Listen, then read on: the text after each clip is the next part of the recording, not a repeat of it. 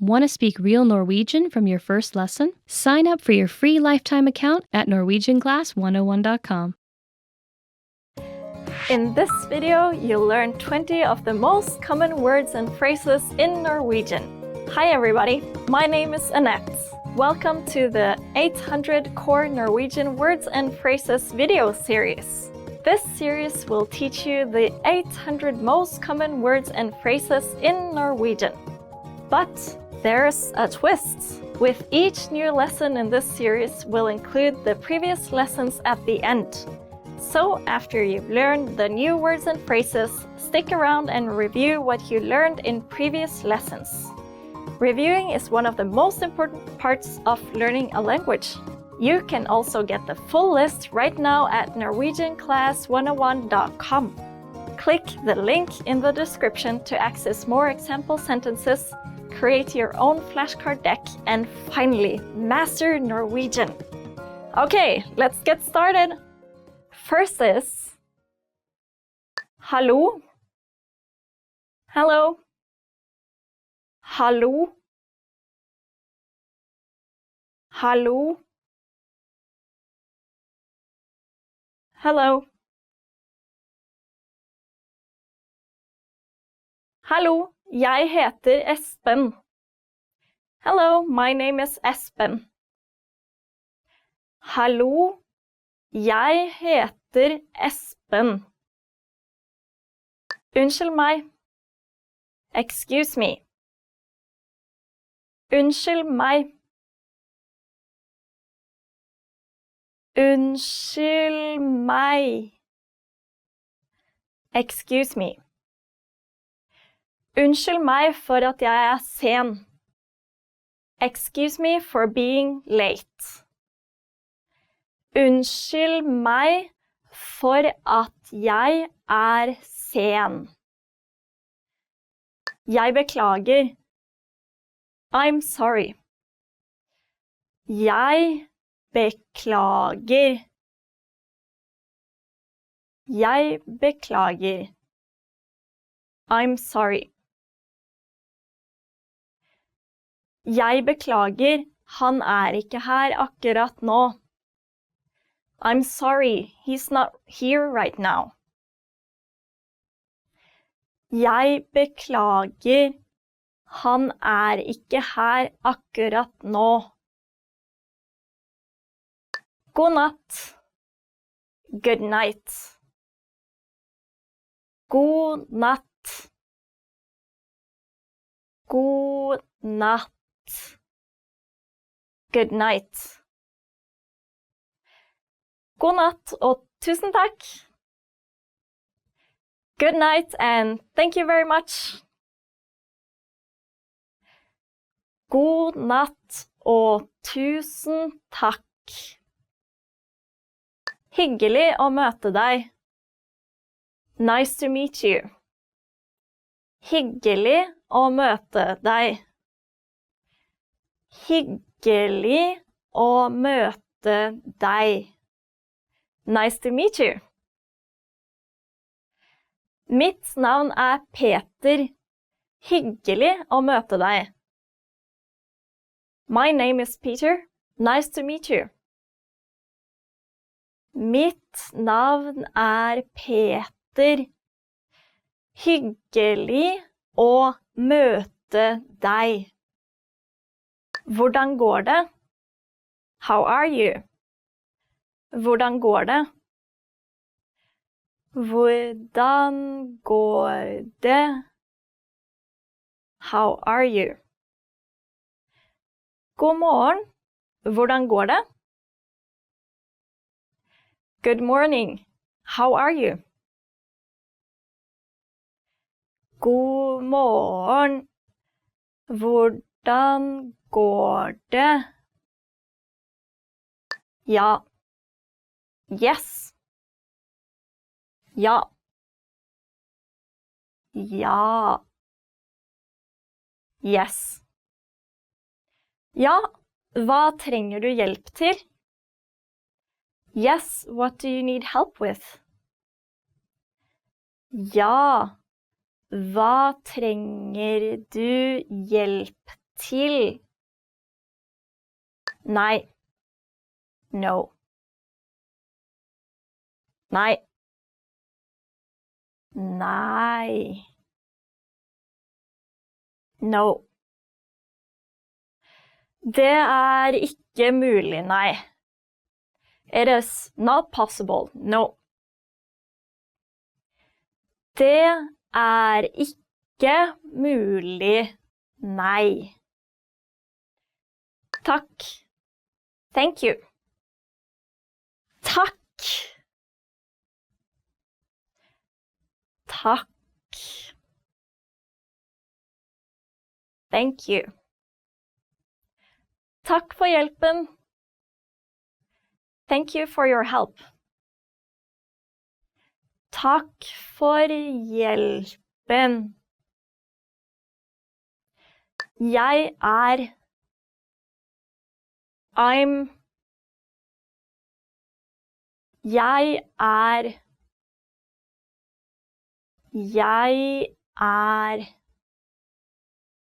I'm. Jeg Jon. I'm John. Jeg Jon. Ha det bra. Goodbye. Ha det bra. Ha det bra. Goodbye. Ha det bra. Ses igjen. Goodbye. See you again. Ha det bra. Ses igjen. Dårlig. Bad. Dårlig. Dårlig. Bad. Dårlig dag. Bad day. Dårlig dag. God. Good. God. God. Good. Grønnsaker godt for deg. Vegetables are good for you. Grønnsaker godt for deg. Pen. Pretty. Pen. Pen. Pretty. Du veldig pen. You are very pretty. Du veldig pen. Stygg. Ugly. Stygg. Stygg. Ugly. Det en veldig stygg hund. That is a very ugly dog. Det en veldig stygg hund. Lett.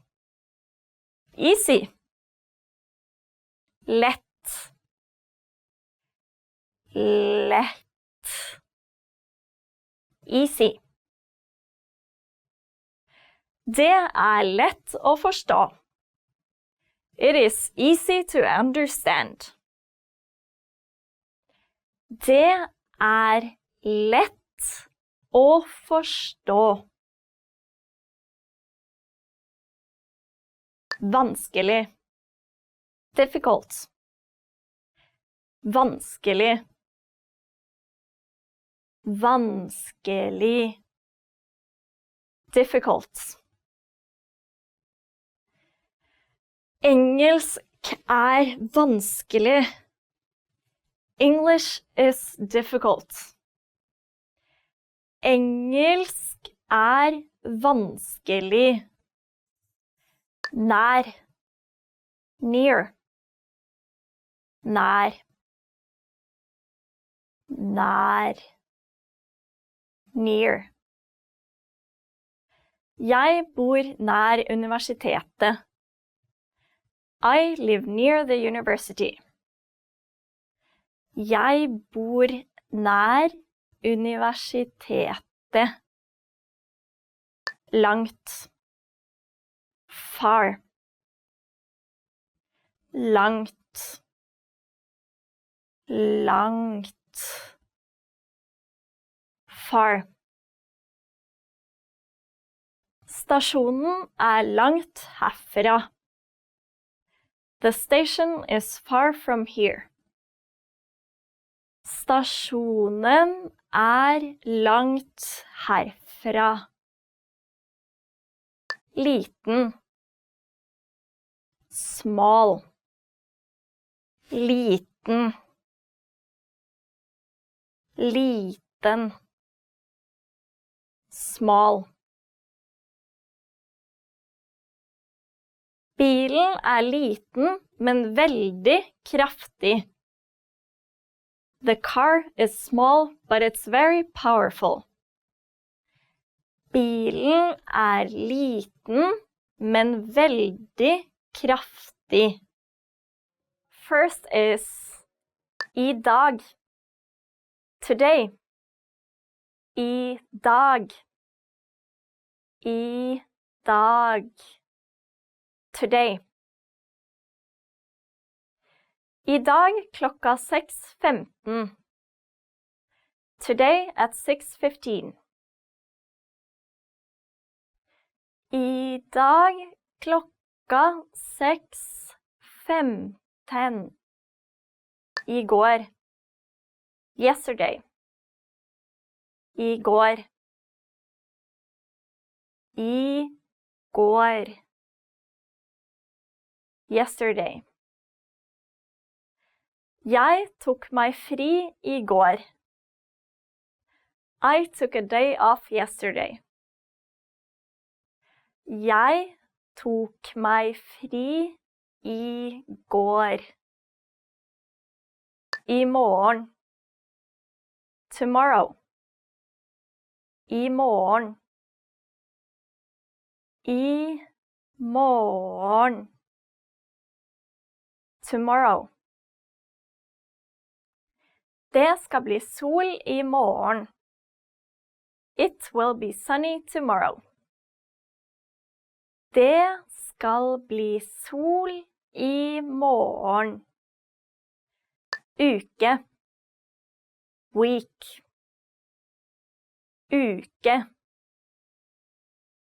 Uke. Week. Det 7 dager I en uke. There are 7 days in a week. Det 7 dager I en uke. År. Year. År. År. Year. Et kalenderår. One calendar year. Et kalenderår. Sekund. Second. Sekund. Sekund. Second. I 10 sekunder. For 10 seconds. I 10 sekunder. Minutt. Minute. Minutt. Minutt. Minute. Det 1 minutt til midnatt. It's 1 minute to midnight. Det 1 minutt til midnatt.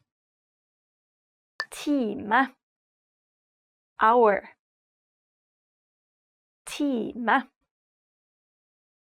Time. Hour. Jeg kommer hjem fra jobben om 1 time. I'll be home from work in an hour. Jeg kommer hjem fra jobben om 1 time. Klokke. Clock. Klokke. Klokke. Clock. Veggklokken henger på veggen. The wall clock is hanging on the wall. Veggklokken henger på veggen. Klokken. O'clock. Klokken. Klokken. O'clock. Klokken 8. It's 8 o'clock. Klokken 8. Kalender. Calendar. Kalender. Kalender. Calendar. Jeg har markert bryllupsdagen vår på kalenderen. I marked our anniversary on the calendar. Jeg har markert bryllupsdagen vår på kalenderen. Mandag. Monday. Mandag. Mandag. Monday. Arbeidsuken begynner på mandag. The work week starts on Monday. Arbeidsuken begynner på mandag. Tirsdag. Tuesday. Tirsdag. Tirsdag. Tuesday. 1. januar på en tirsdag i år.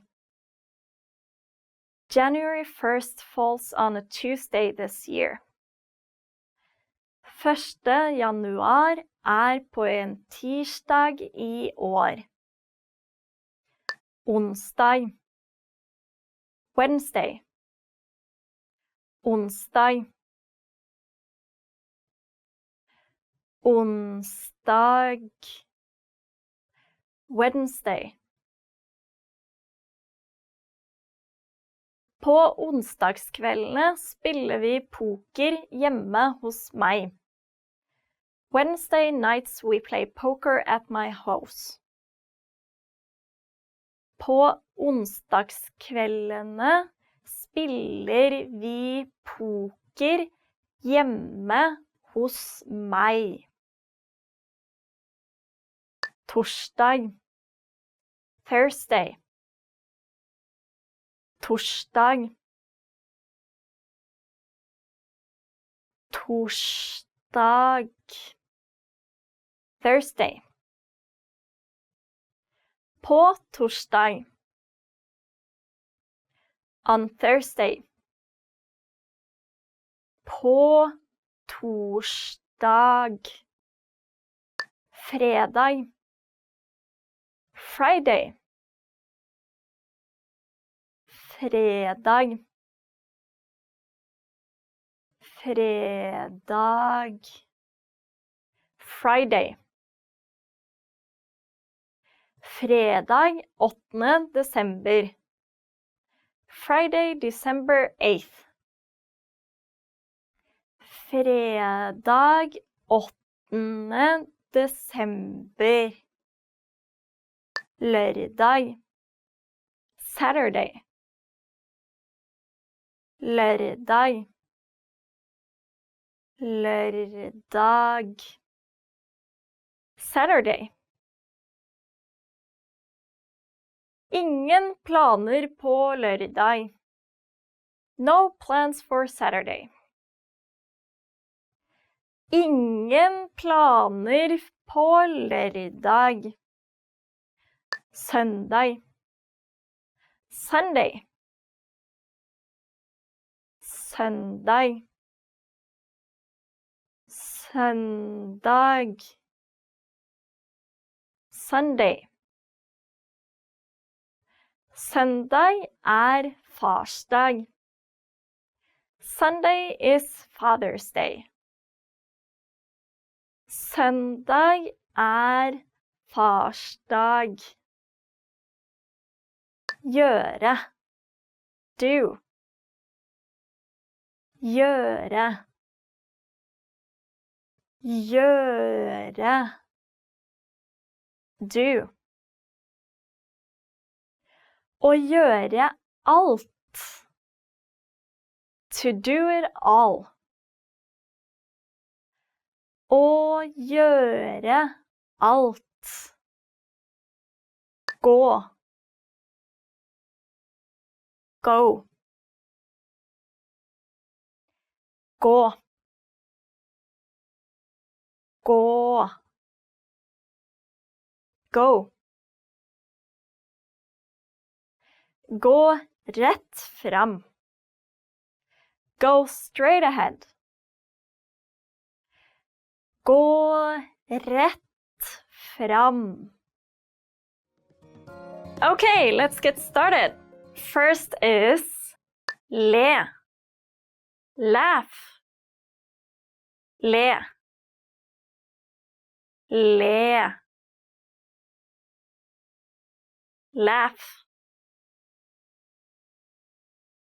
Le av et bilde. Laugh at a picture. Le av et bilde. Deilig. Delicious. Deilig. Deilig. Delicious. Det ser deilig ut. It looks delicious. Det ser deilig ut. Vann. Water. Vann. Vann. Water. Glass med vann. Glass of water. Glass med vann. Te. Tea. Te. Te. Tea. Kvinnen drikker te. The woman is drinking tea. Kvinnen drikker te. Kaffe. Coffee. Kaffe. Kaffe. Coffee. Kaffekanna full av kaffe. The coffee pot is full of coffee. Kaffekanna full av kaffe. Øl. Beer. Øl. Øl. Beer.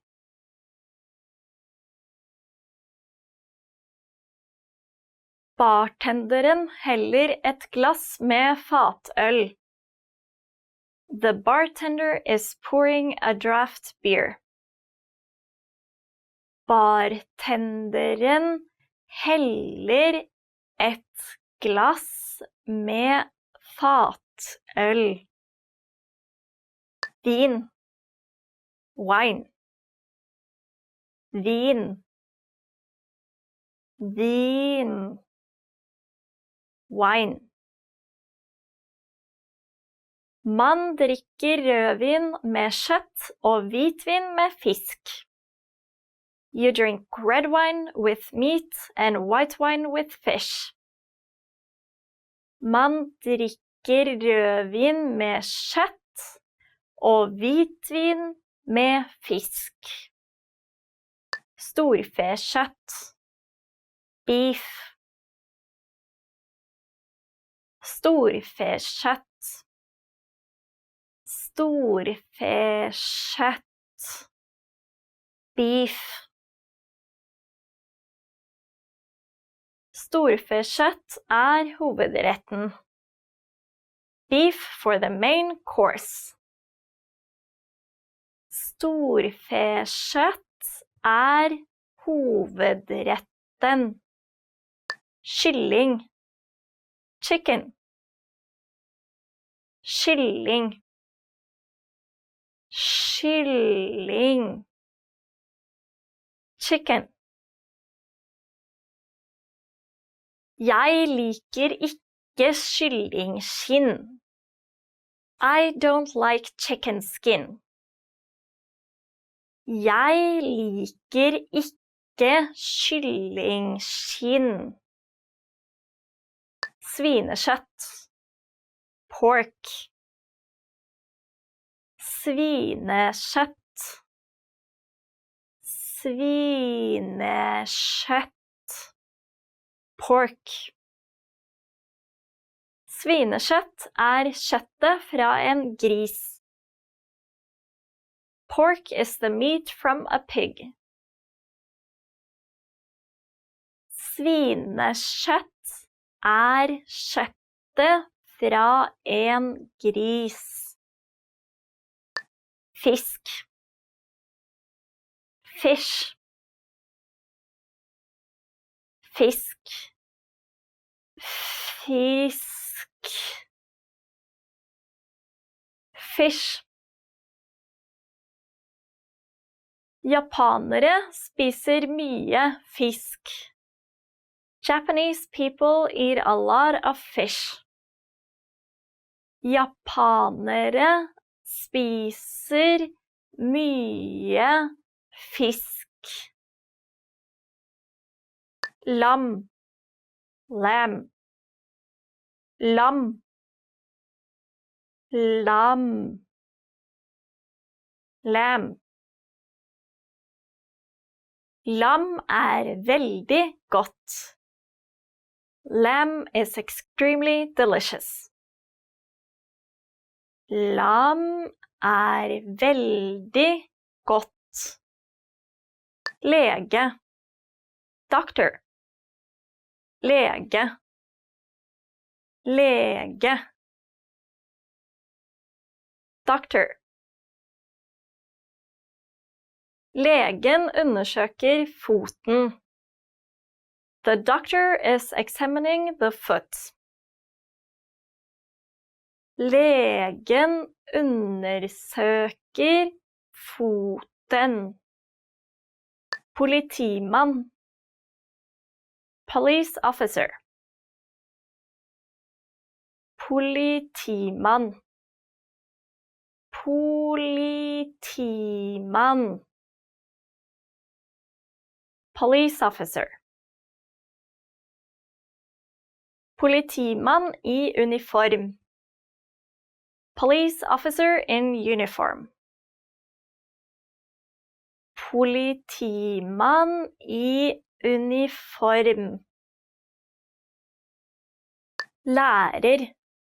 Teacher. Lærer. Lærer. Teacher. Engelsklærer. English teacher. Engelsklærer. Ansatt. Employee. Ansatt. Ansatt. Employee. Ansattfordeler. Employee benefits. Ansattfordeler. Bevege seg mot. Kam. Bevege seg mot. Bevege seg mot. Kam. Bevege seg mot et videokamera. Come towards a video camera.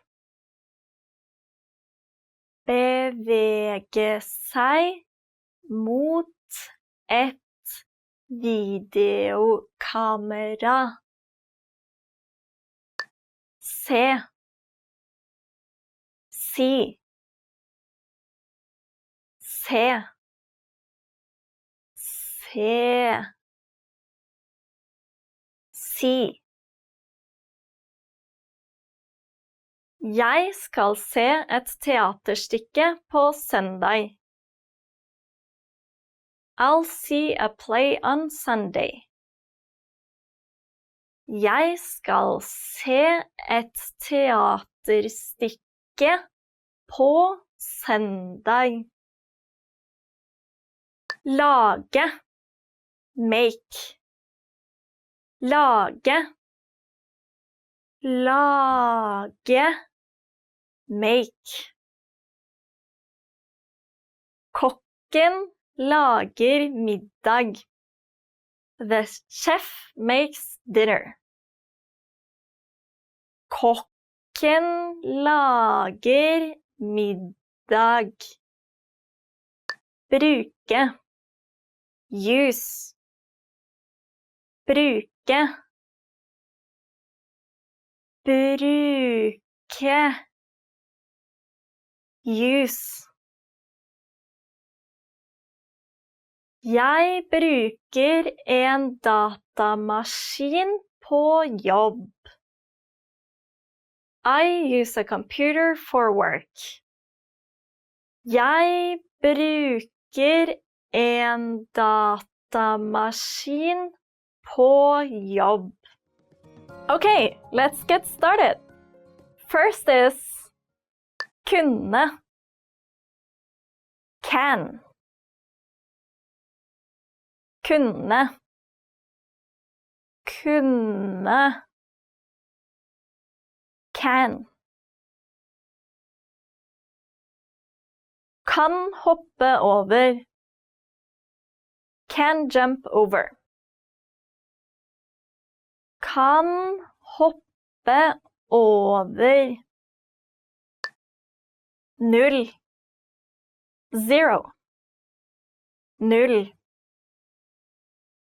Null. Zero. Det er omtrent 0 grader i dag. It's about 0 degrees today. Det er omtrent 0 grader i dag. 1. One. 1. 1. 1. 1 grad. 1 degree. 1 grad. 2. 2. 2. 2. 2. Nummer 2 favorittnummeret mitt. The number 2 is my favorite number. Nummeret 2 favorittnummeret mitt. 3. 3. 3. 3. 3. Den første gruppen kom på buss nummer 3. The first group arrived on bus number 3.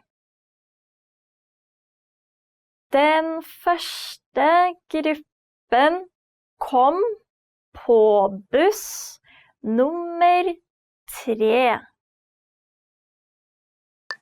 4. 4. 4. 4. 4. Nummer 4. Number 4. Nummer 4. 5. 5. 5. 5. 5.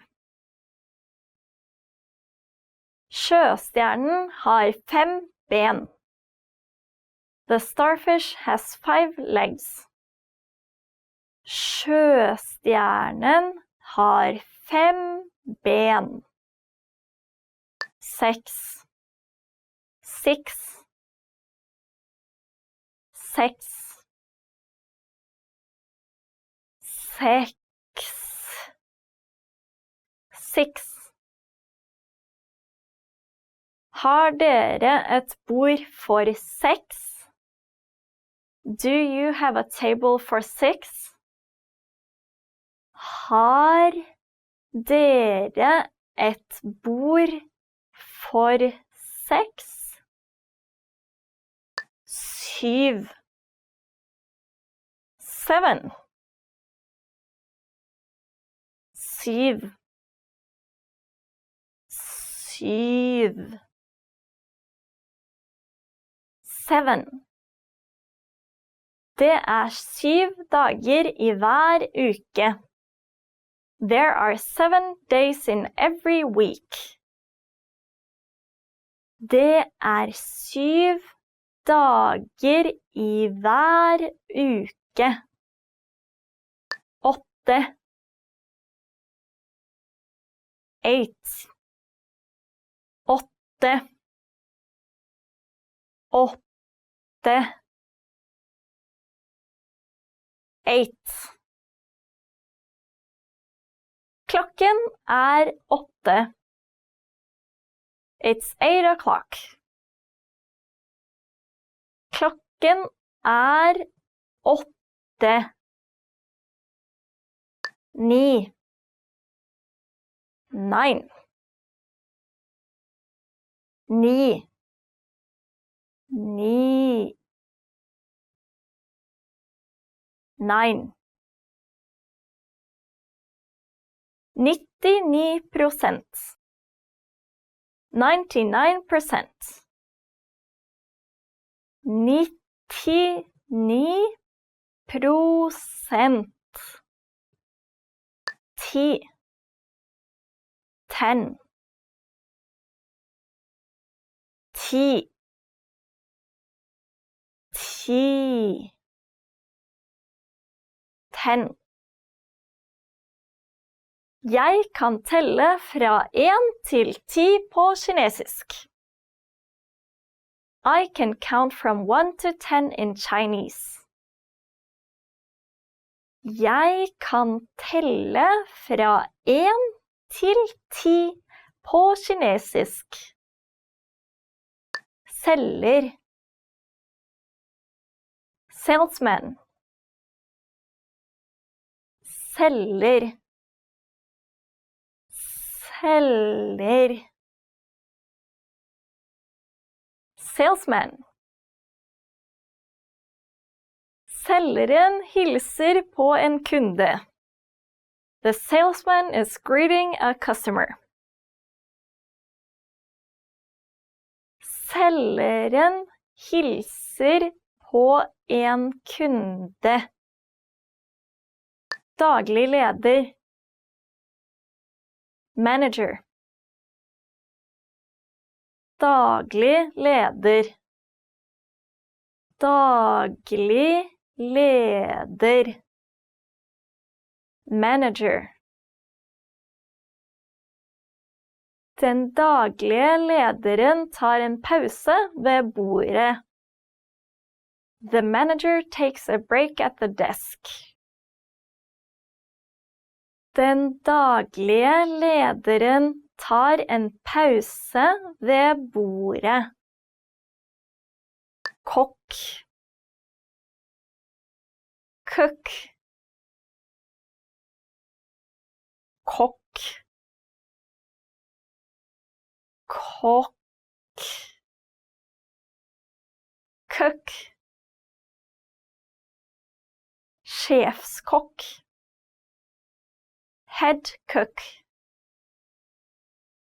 Sjefskokk. Ingeniør. Engineer. Ingeniør. Ingeniør. Engineer. En flink ingeniør kan designe og bygge systemer. A good engineer can design and build systems. En flink ingeniør kan designe og bygge systemer. Programmerer. Programmer. Programmerer. Programmerer. Programmer. Dataprogrammerer. Computer programmer. Dataprogrammerer. Sykepleier. Nurse. Sykepleier. Sykepleier. Nurse. Kvinnen en sykepleier. The woman is a nurse. Kvinnen en sykepleier. Kropp. Body. Kropp. Kropp. Body. Kropp og sjel. Body and soul.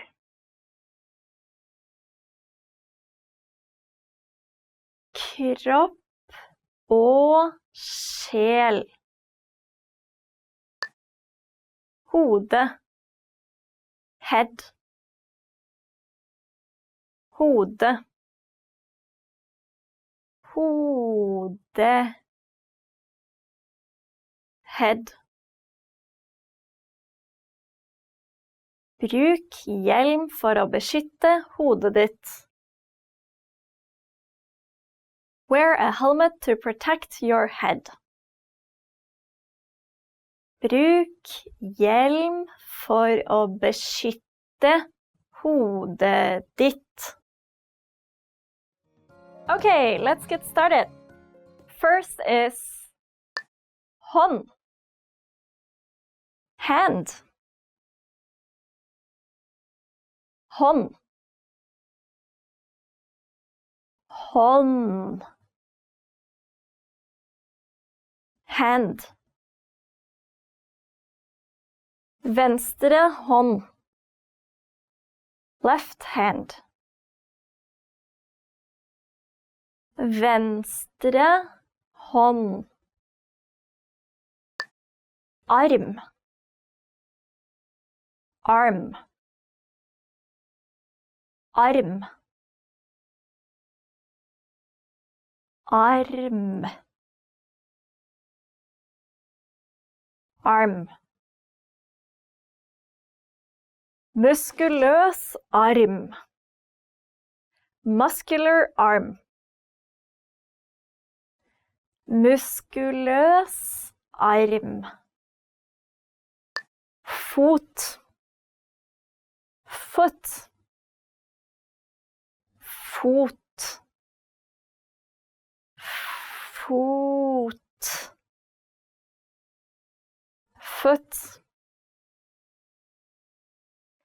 En fot har 5 tær. A foot has 5 toes.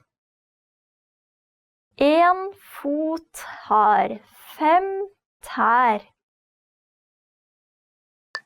Ben. Legg.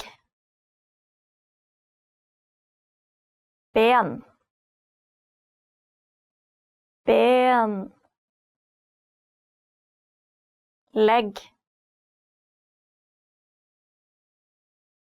Lange ben. Long legs. Lange ben. Finger. Finger. Finger. Finger. Finger. Fingeren trykket mot glasset. The finger is pressed against the glass. Fingeren trykket mot glasset.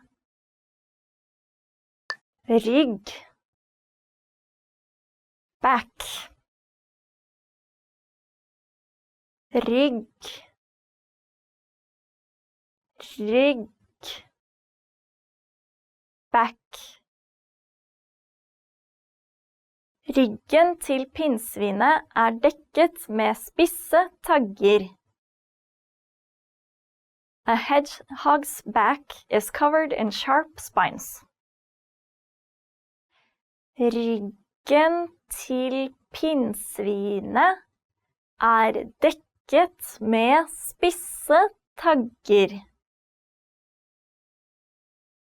Mage. Stomach. Mage. Mage. Stomach. Jeg har mageknip. I have a stomachache. Jeg har mageknip. Brystkasse. Chest. Brystkasse. Brystkasse. Chest. Røntgen av en brystkasse. X-ray of a chest. Røntgen av en brystkasse. Januar. January. Januar. Januar. January. Tirsdag 1. januar. Tuesday, January 1st. Tirsdag 1. januar. Februar. February. Februar. Februar. February. Februar den korteste måneden med 28 dager. February is the shortest month with 28 days. Februar den korteste måneden med 28 dager. Mars. March. Mars. Mars. March. Nå det april, så forrige måned var mars. It is now April, so last month was March. Nå det april, så forrige måned var mars.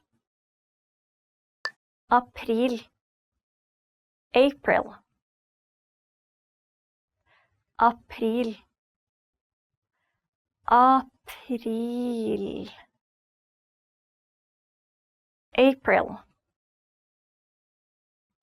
Regn i april gir blomster i mai. April showers bring May flowers. Regn i april gir blomster i mai. Mai. May. Mai. Mai. May. 31. mai verdens røykfrie dag. May 31st is World No Smoking Day. 31. mai verdens røykfrie dag. Juni. June. Juni. Juni. June. Vi skal gifte oss i juni. We are getting married in June. Vi skal gifte oss i juni. Juli. July. Juli. Juli. July. Juli måned. Month of July. Juli måned. August. August. August. August. August. Skolen stengt i august.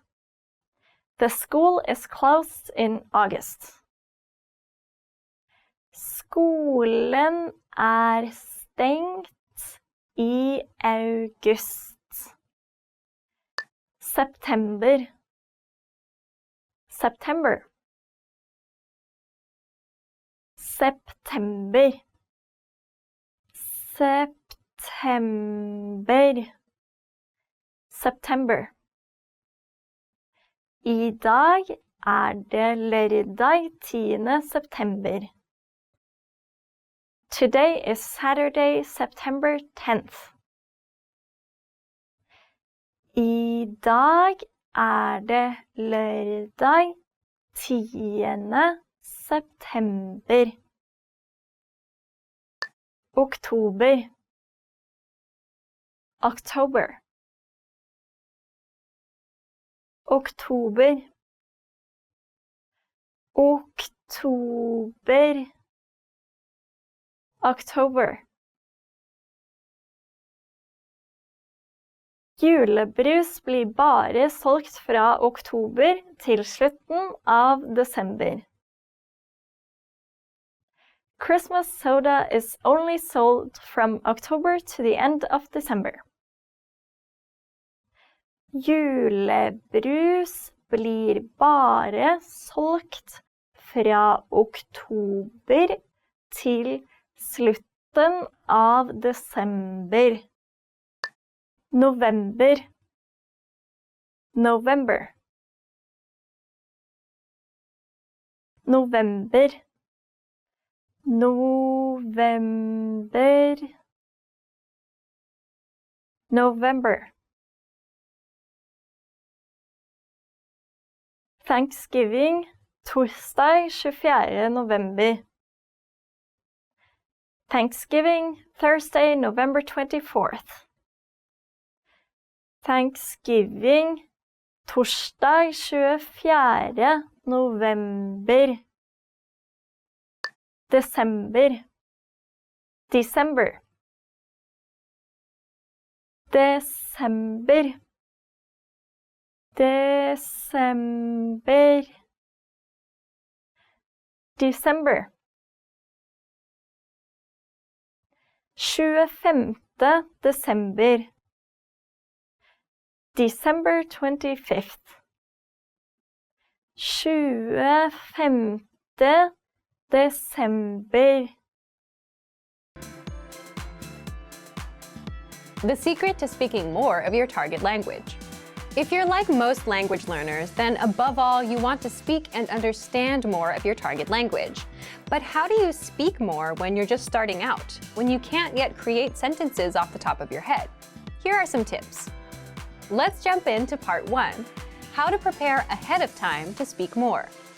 So, what's the secret to speaking more of your target language? It's something called preparation. And believe it or not, you've likely used it if you've ever had to give a speech or a presentation. So, what do we mean by preparation? Imagine that you have to go open a bank account in the language that you're learning. How would you do it? You can go in there, grunt, and use body language, or you can first come up with a list of words and phrases you need to know before you go, like debit card, bank account, I want to open a bank account, and minimum balance. You may want to look up the grammar rules for how to say, I want to. Once you know these words and phrases, you translate them into your target language and you go over to the bank to open an account. Or let's say you're meeting a person for the first time. What are some things you'd say to them? Things like, what's your name? My name is, where are you from? I am from, and so on. So you prepare a list of words and phrases, all the things you'd want to say in that situation. You translate them ahead of time so that you can communicate effectively. That's preparation. And preparation works because most conversations are predictable to a degree. For example, most conversations with friends start with greetings and catching up on how you've been. And if you know the lines for greetings, catching up, and talking about your weekend, then you can easily handle such a conversation. The point is, the more you prepare, the more you learn to speak without needing a teacher. So, how do you prepare? Part 2, how to speak more through preparation. Here are some tips. If you're using our learning program, 1. Take our audio and video lessons. You'll find these in our lesson library and just focus on the conversational lessons. Lessons are just 3 to 15 minutes in length, and in the first minute, you'll hear a practical conversation. For example, meeting someone new, catching up with a friend, or ordering at a restaurant. Then, our teachers break down and explain every word and grammar rule, so you can learn these lines and conversations ahead of time. Number 2, download the audio dialogue track. This gives you just the conversation. So when you finish a lesson, download it for easy review. Then make a playlist out of all of them and play the conversations on repeat. This will make them much easier to remember. Number 3, save the lesson notes. The lesson notes give you the lesson in writing, so you can read the lesson dialogue, the grammar explanations, and cultural insights for every lesson. Download and keep the notes for conversations you think are useful. For example, if you want to talk about the weather and you took a lesson on that, then download the lesson notes for that lesson. Now, if you're looking to prepare ahead of time for specific topics, then do this next one. Number 4, use our free PDF conversation cheat sheets. These conversation cheat sheets teach you words and phrases for all kinds of common conversation topics, like weather, hobbies, family, plans, and much more. You can prepare for the most common conversations with these cheat sheets. If you want to access our free conversation cheat sheets, leave a comment down below and we'll give you the link. Number 5, look up lesson topics in our lesson library. If you want to open a bank account or eat at a certain restaurant and you don't know how to talk about these topics, find a lesson about it in our lesson library. Number 6, if you're a Premium Plus user, simply ask your teacher to point you to lessons for certain topics, or even better, ask them for potential lines, and you can even practice speaking. Just record yourself, send it in, and your teacher will provide you feedback on what to say and how. Number 7, do it the old school way. Sit down, think of a topic you want to talk about. Make a list of all the words you think you need, all the phrases you want to say or may hear in that conversation. Then, translate those words and phrases into your target language. So let's recap. Most conversations are predictable. You can prepare ahead of time by thinking of all the words and lines you'll need for various conversations. And you can prepare with 1, our audio and video lessons, 2, conversation tracks, 3, lesson notes, 4, free PDF cheat sheets, 5, by looking up specific topics in the lesson library, 6, asking your Premium Plus teacher, and 7, by manually coming up with a list of the words and phrases and translating them. Learning to carry a conversation is vital to mastery of any language. Even beginners can quickly learn conversational language well enough to carry on real conversations with native speakers. Of course, beginners won't be able to carry a conversation the same way they could in their native language. But just knowing a few tips, like which questions to ask to keep a conversation going, are all you need to speak and interact with real native speakers. Before we get to specific suggestions, let's first take a closer look at how having real conversations in your target language is so vital to your mastery of the language. Communicating with other people is the very point of language, and conversation comes easily in our native tongue. For beginners, or anyone learning a new language, conversations aren't easy at all, and even simple greetings can be intimidating and awkward. Nothing kills a conversation faster than long periods of awkward silence, so you need practice and specific strategies to avoid them. When you know what to say to keep a conversation going, communication becomes much easier, and you make a better impression on your listener. Nothing will help you learn to speak a language faster and truly master the language than having real conversations with native speakers. Conversations quickly expose you to slang, cultural expressions, and vocabulary that force you to absorb and assimilate information faster than any educational setting. And that's a great thing. But how can you possibly have real conversations with real people if you're just starting out? Here are 3 proven methods that even beginners can quickly use to learn conversational language to make a great impression and avoid awkward silences. First, ask questions to keep a conversation going. For beginners and even more advanced speakers, the key is to ask questions to keep a conversation going. Of course, they can't be just random questions, or else you may confuse the listener. But by memorizing a few key questions and the appropriate time to use them, you can easily carry a conversation with minimal vocabulary or experience. And remember, the more conversations you have, the quicker you will learn and master the language. Second, learn core vocabulary terms as quickly as possible. You don't need to memorize thousands of words to learn conversational language. In fact, with just a couple hundred words, you could have a very basic conversation. And by learning maybe 1,000 to 2,000 words, you could carry a conversation with a native speaker about current events, order in restaurants, and even get directions. To help you get started with this, check out our 2,000 common words, also known as our core list. These 2,000 words are all you need to learn to speak fluently and carry a conversation with a native speaker. Third, study video or audio lessons that you can play and replay again and again. If you want to know how to carry on a conversation, then you need exposure to native speakers, and the more, the better. Studying video or audio lessons is ideal because they provide contextualized learning in your native language, and you can play them again and again until you achieve mastery. Our instructors have created more than 2,500 video and audio lessons that you can play over and over. And the best part is, they don't just teach you vocabulary and grammar. They are designed to help you learn to speak and teach you practical everyday topics like shopping, ordering, and more. Although it may seem intimidating for a beginner, the truth is that it's very easy to learn conversational language.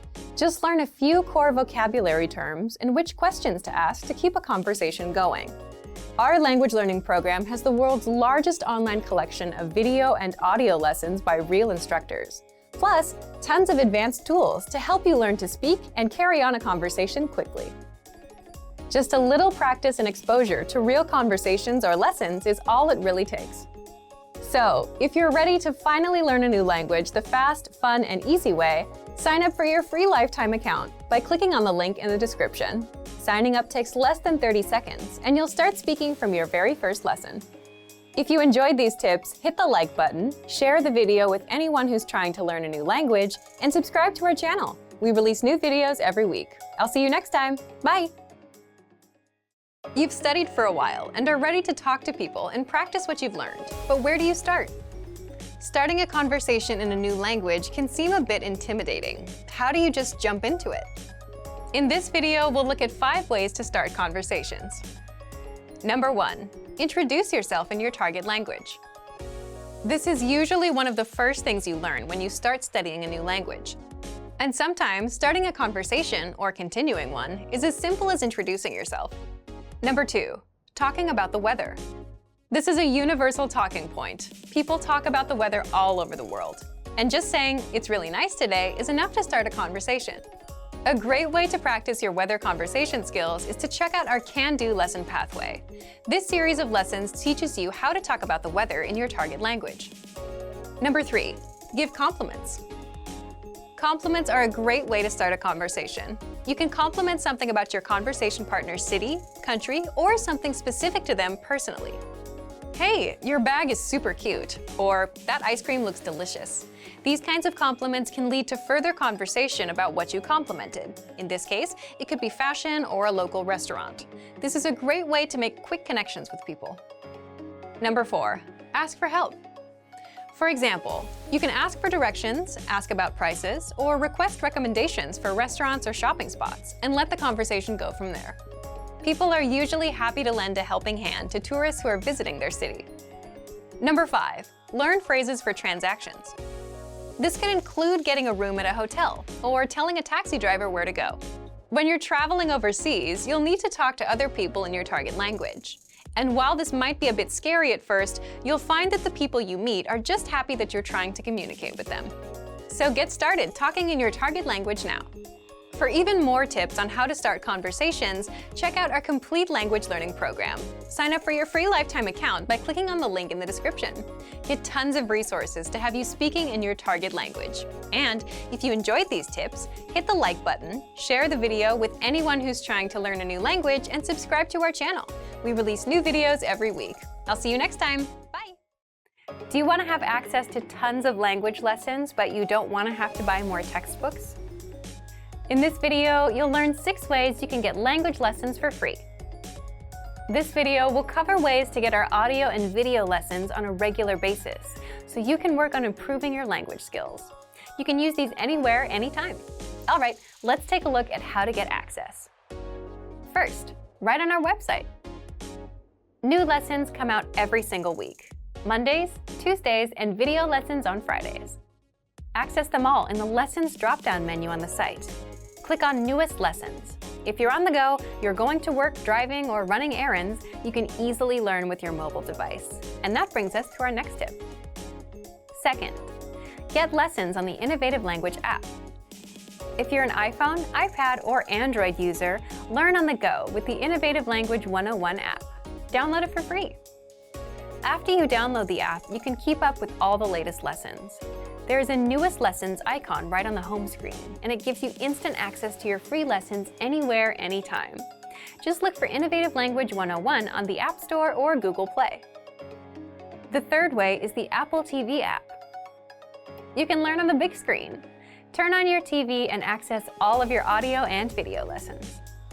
You can learn at home, keep the lessons playing, and immerse yourself all day long with the innovative Language 101 app. Look for it on the Apple TV App Store. Now, this one is useful for only Apple TV subscribers, but if you're not an Apple TV subscriber, don't worry. The fourth way, get lessons with our iTunes feed. iTunes can download your lessons automatically and have them saved forever. You get every single lesson as it comes out. You'll never miss one. They're saved in your iTunes. Simply search for us on iTunes and subscribe. Fifth is the Daily Dose of Language app. This is for the iPhone, iPad, and Android. With this, you get bite-sized lessons sent to your device every day. Each day, you get a notification that your daily dose of language is here. Doing the lesson takes just a minute. These aren't our full-sized audio and video lessons, but these 1-minute lessons will help you build a habit of learning daily. Find the Daily Dose of Language app on the App Store or Google Play. The sixth way is with our brand new Alexa skill. If you own an Amazon Echo, Dot, or Show, or are planning to get one, you'll want the Daily Dose by Innovative Language. Find it in the Amazon Skill Store. With it, you get new audio lessons and vocab lessons every day across all 34 languages. If you're ready to start learning a new language, these 6 tips can help you get started learning with our language learning program. Just pick which way works best for you and get started learning today. There are so many ways to start learning for free. Just check out our complete language learning program. Sign up for your free lifetime account by clicking on the link in the description. Get tons of resources to have you speaking in your target language. And if you enjoyed these tips, hit the like button, share the video with anyone who's trying to learn a new language, and subscribe to our channel. We release new videos every week. I'll see you next time. Bye! How to improve your language and speak more through preparation. Okay, let's get into part 1. Why you should prepare for conversations ahead of time. If you're a beginner, you can probably relate to this. When it comes to speaking, you tend to run out of things to say. And that's because you don't know enough of the language to express yourself. And that's where preparation comes in. You may think that the conversations we have in our daily lives are spontaneous, that you can't prepare for them. You're right to an extent. But imagine meeting someone for the first time. Both of you will go through some common questions and phrases, like, what's your name? My name is, where are you from? And how long have you been studying the language? As a language learner, you'll have these kinds of conversations with almost every native you meet, guaranteed. They'll always ask you about how long and how you've been learning. And even with your friends, some conversations start the same way. For example, you say things like, hey, how are you? How are things? How was your weekend? My weekend was good, and you? Let's say you went to a restaurant this weekend, and now you want to talk about it. Well, that allows you to prepare and learn some phrases like, I went to a restaurant. The restaurant had delicious food. The point is, some questions and phrases come up often in conversations, so it makes total sense to master them ahead of time. And you can always plan ahead and prepare for things you want to talk about. When it comes time to speak, you know what to say, how to respond, and you don't run out of talking points as quickly. So, how do you prepare? Let's jump into part 2. The first thing you can do to prepare is check out our 25 Questions You Need to Know lesson series. This series is specifically designed to help you with the first-time conversations you'll have with native speakers. You'll learn the 25 most common questions and answers used in conversations. Just listen to the lessons, repeat out loud, then put what you learned to use. These will serve as talking points so you can keep your conversations going. Number 2. Print out the curriculum for this lesson series so you can review all of the lessons at once. The curriculum gives you the lines and vocabulary used in all lessons up front, so you can use this to review key questions and responses. This will allow you to control conversations and ask questions instead of just having the native speaker ask you all the questions. In other words, you'll sound like a fluid, confident, and experienced speaker. Number 3. Check out our printable conversation cheat sheets. This is another free resource that gives you lines and words for all kinds of topics. For example, talking about hobbies, your family, and much more. Number 4, ask yourself, what do you want to talk about? Come up with some topics, and for each topic, write out potential questions and phrases that would come up in a conversation. For example, If you want to talk about restaurants, you can have lines like, my favorite restaurant is, my favorite food is, what's your favorite restaurant? And then run these lines through a translation app. It won't be perfect, but it'll give you lines to use that you can correct later. Number 5, look for lessons that are related to your topics with our lesson library. On our site, we have hundreds of lessons that teach you conversations. So if you're looking for lessons related to restaurants and food, you'll get all kinds of conversations that you can use for yourself. And number 6, if you're a Premium Plus user, get in touch with your teacher via My Teacher and try a conversation with them. They'll help you every step of the way, correct your writing, and give you the lines to use in a conversation. That way, you can prepare ahead of time, and when it comes time to speak, you'll know what to say. So thank you for watching this episode of Monthly Review.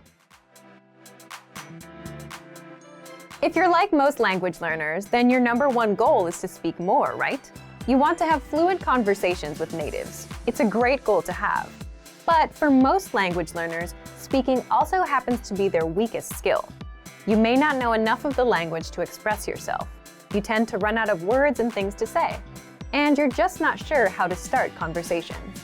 If you have at least one of these issues, then talking points are just what you need.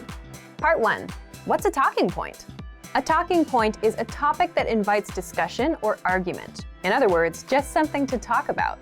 It could be about yourself, your work, your hobbies, the weather, food, or what you did this past weekend. All of these are talking points. Here's an example to help you better understand talking points. Think of a conversation you'd have with a friend. You can ask, "What did you do this weekend?" They'll reply and then ask you back. The talking point here is the weekend. Let's say your friend says they went to a restaurant. That's a natural talking point to explore next. You can ask, "What kind of restaurants do you like?" Now you've covered 2 talking points. The more talking points you have, the more you can speak. And the same goes for your target language. The only challenge is you need to know the relevant words and phrases for that topic. For example, if you want to talk about the weekend, you need to know phrases and questions like, "What did you do this weekend?" "I did this." "What about you?" In the next part, you'll discover 5 easy talking points that you can master with our learning program. Let's get into Part 2. Part 2. 5 talking points you can use. The first one is, learn how to introduce yourself in your target language. Why is this a powerful talking point? Introducing yourself is something you'll do again and again, every time you meet someone new. So learning the relevant phrases is a must. If you've done the first few lessons on our site, you can already do this. If not, then check out our Absolute Beginner lessons and the Top 25 Questions You Must Know lessons. You'll learn basic conversations with our quick 3 to 15-minute lessons. We'll give you the exact lines to use, along with the translations, so that you can use them in conversations.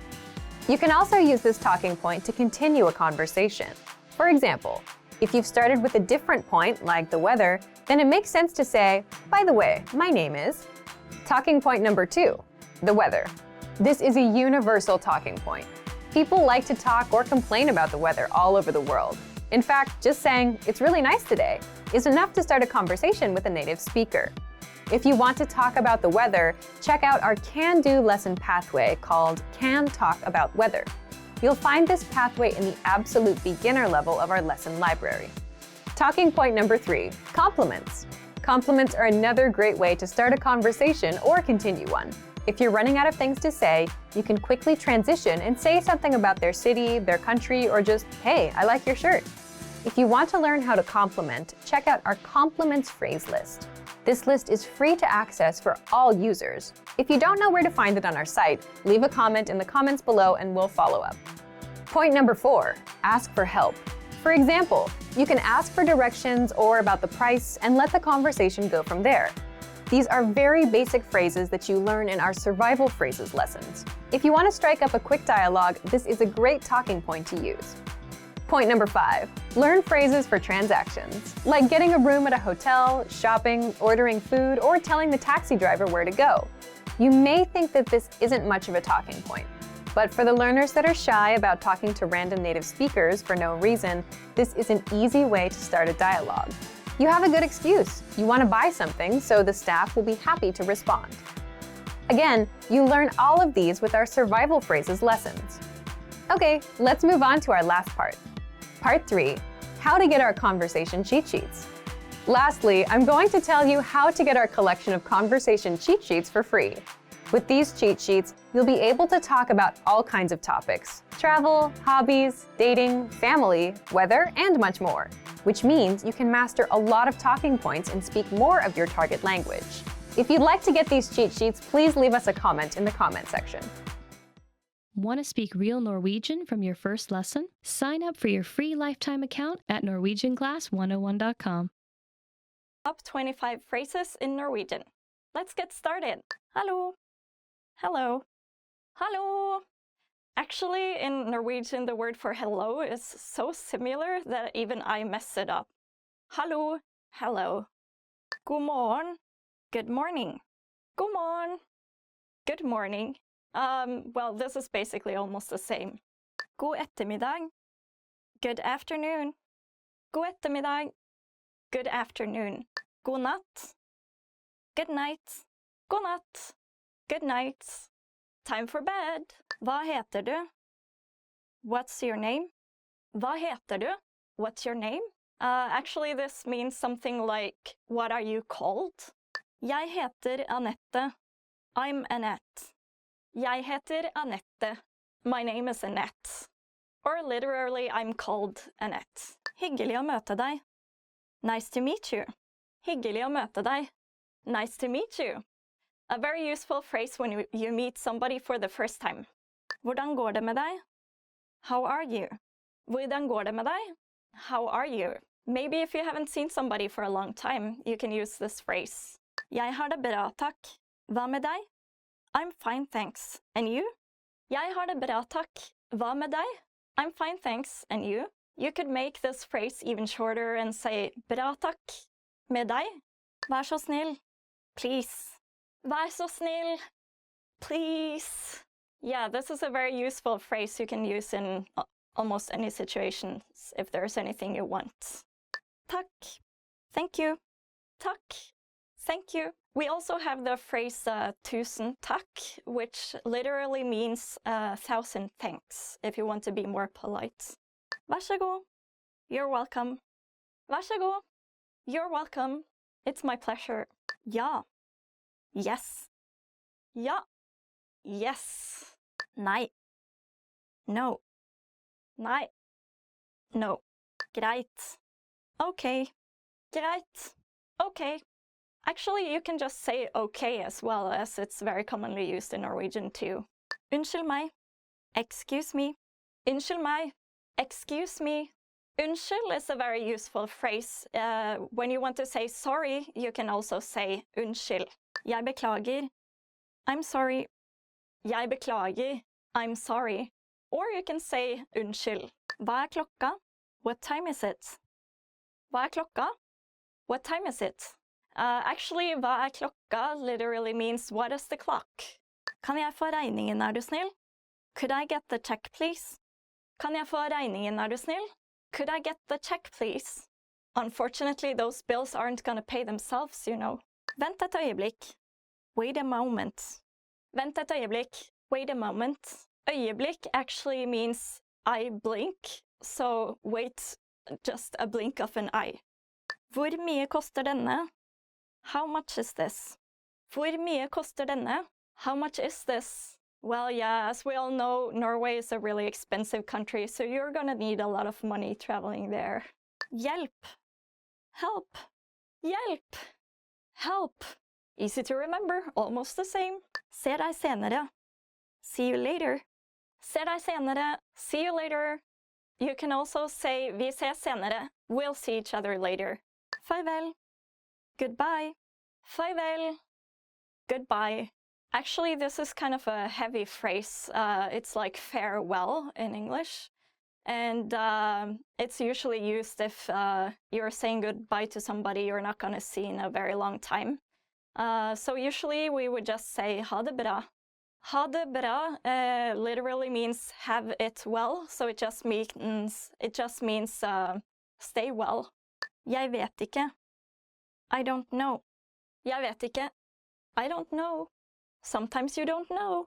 Nothing to do with that. 10 questions you should know in Norwegian. So let's get started. Hva heter du? What's your name? Hva heter du? What's your name? Jeg heter Annette. My name is Annette. Hvordan går det med deg? How are you? Hvordan går det med deg? How are you? Jeg har det bra. I'm good. Hvor er du fra? Where are you from? Hvor er du fra? Where are you from? Jeg er fra Oslo. I'm from Oslo. Når er bursdagen din? When is your birthday? Når er bursdagen din? When is your birthday? Bursdagen min er 20. januar. My birthday is the 20th of January. Actually, my birthday is in December, so December. Hvor bor du? Where do you live? Hvor bor du? Where do you live? Jeg bor I Bergen. I live in Bergen. Bergen is a nice city. If you live there, you're lucky. Hvor jobber du? Where do you work? Hvor jobber du?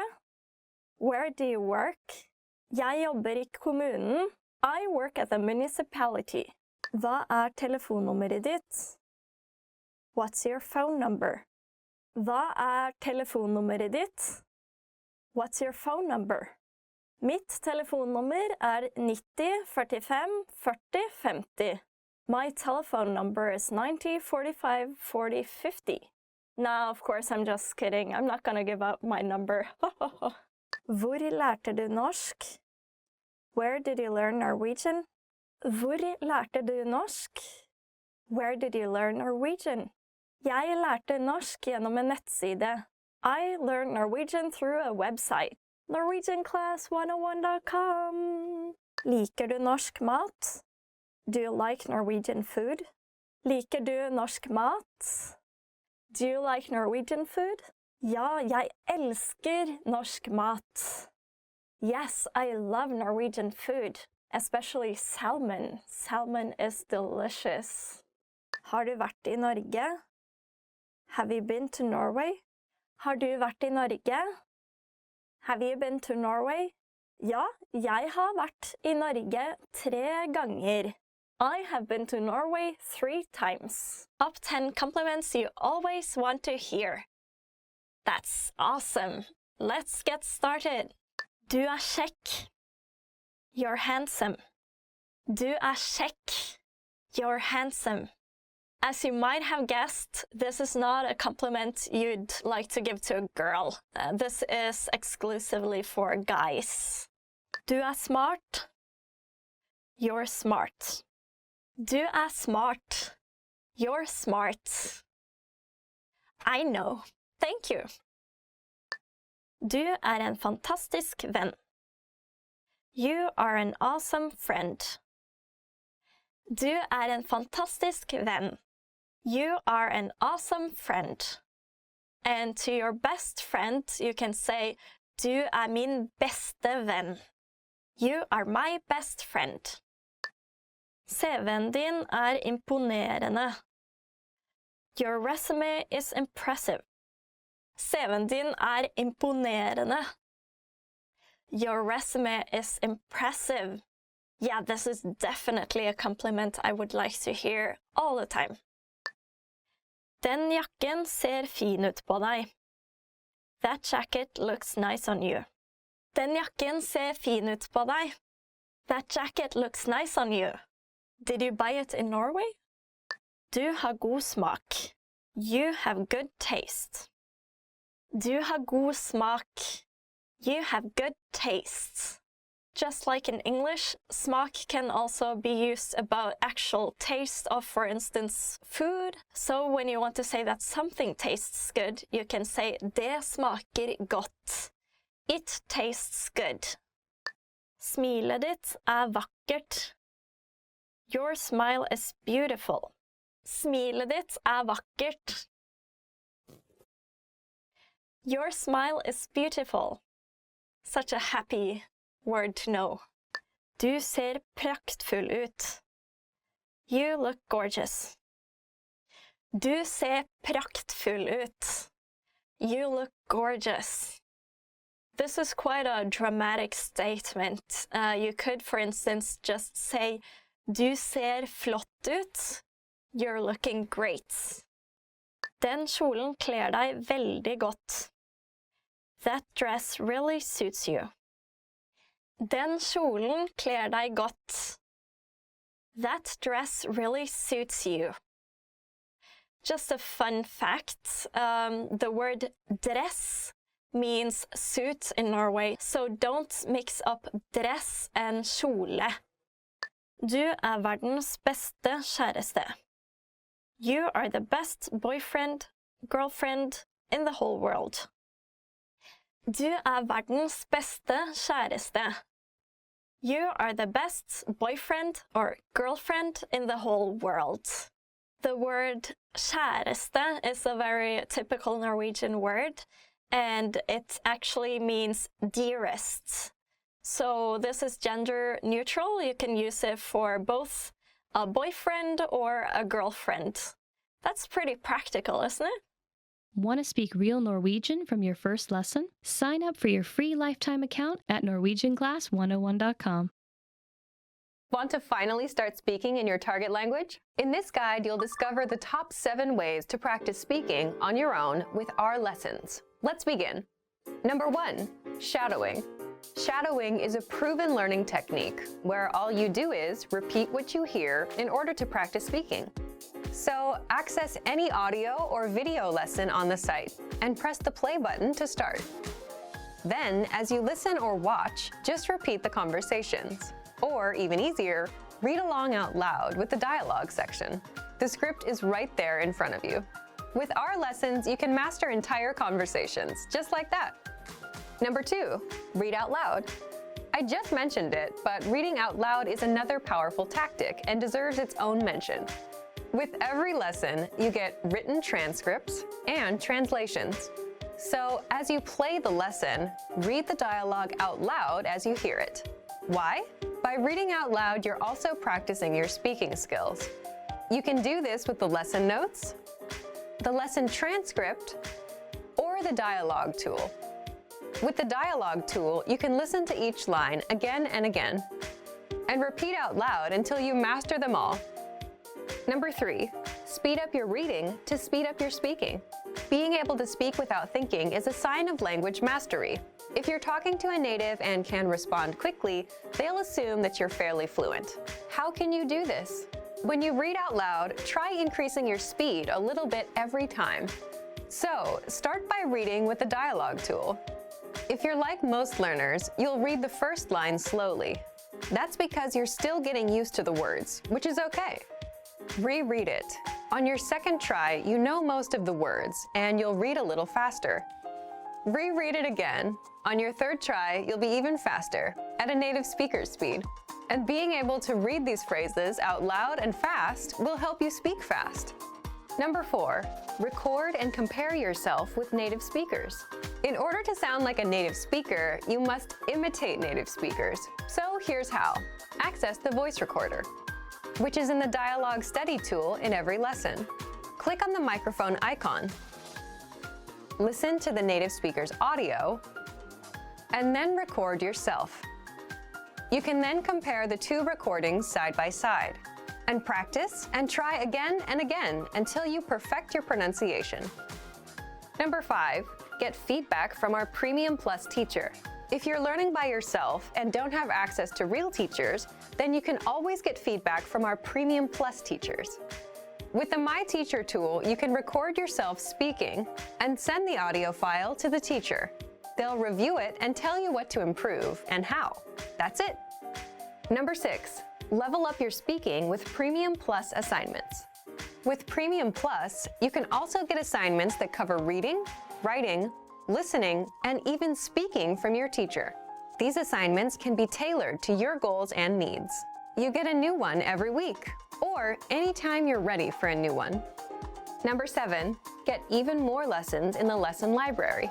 If you want even more lessons on speaking and conversations, visit our lesson library and under Category, choose Conversation. You'll get all of the pathways and lessons that are focused on speaking. Hi everybody, this is Annette from NorwegianClass101.com. Today we're gonna look at must-know expressions for agreeing and disagreeing in Norwegian. So let's get started. Jeg kunne ikke vært mer enig med deg. I couldn't agree with you more. Jeg kunne ikke vært mer enig med deg. Jeg kunne ikke vært mer enig med deg. I couldn't agree with you more. Vel, jeg ikke sikker. Well, I'm not sure. Vel, jeg ikke sikker. Vel, jeg ikke sikker. Well, I'm not sure. Selvfølgelig. Of course. Selvfølgelig. Of course. This literally means self-followingly. So yeah, of course. Selvfølgelig. Jeg antar det. I guess so. Jeg antar det. I guess so. Jeg antar han snakker sant. I guess he's telling the truth. Jeg skulle akkurat til å si det. I was just going to say that. Jeg skulle akkurat til å si det. I was just going to say that. Jeg skulle akkurat til å si det. Isn't it annoying when you have something clever you want to say and then somebody snatches that idea right in front of you? Ja, du har rett. Yes, you're right. Ja, du har rett. Yes, you're right. Ja, du har rett. Ja, du har rett. It is not easy to admit it when you're the one at fault, but sometimes you gotta say, you're right. Du tar feil. You're wrong. Du tar feil. You're wrong. Du tar feil. This literally means you take wrong. This might be a bit direct if you're talking to your colleagues or your boss, but it's quite commonly used among friends or family, and sometimes it kind of gives you a good feeling when you can point out that somebody else is wrong, right? It's like, du tar feil. You're wrong. Jeg tar aldri feil. I'm never wrong. Jeg tror ikke det. I don't think so. Jeg tror ikke det. I don't think so. Jeg tror ikke det. Kanskje. Maybe. Kanskje. Maybe. Kanskje literally means can happen. So if it can happen, then maybe. If you're a very non-confrontational person, you might want to use this phrase often. Maybe. Kanskje. Det sant. That's true. Det sant. That's true. Det sant. Det sant. Det sant at du må studere mye hvis du vil bli flytende i norsk. It is true that you have to study a lot if you want to become fluent in Norwegian. Okay, everybody, that's all for now. You've been watching must-know expressions for agreeing and disagreeing in Norwegian. Please don't forget to like and subscribe and go to NorwegianClass101.com for more. See you again next week. Vi ses neste uke. Ha det bra. You are at a train station where you're attempting to buy an express ticket from a ticket machine. Which option should you choose to buy an express ticket?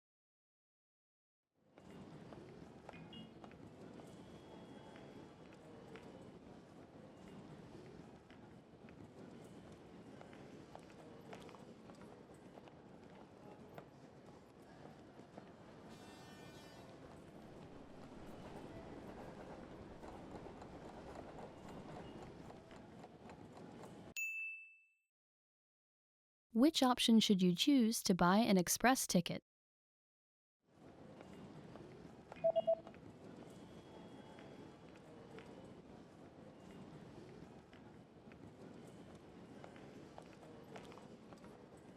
The option on the bottom left is for an express train. Hurtigtog. You are at a train station where you've just bought an express ticket. Which train car, row, and seat number are you in?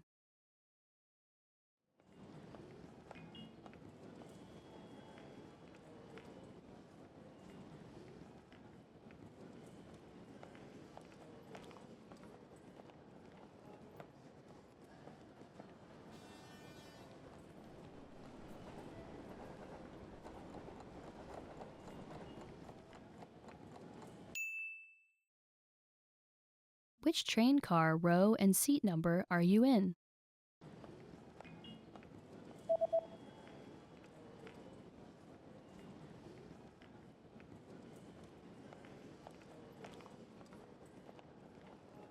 The ticket says that you're in train car number 1 in the 8th row in seat C. Vogn 1, rad 8, sete C.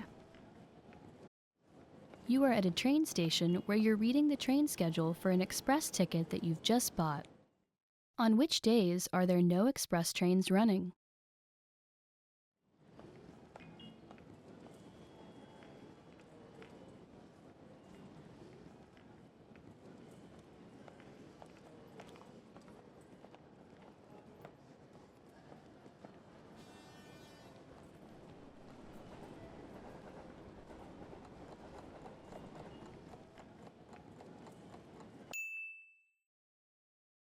On which days are there no express trains running?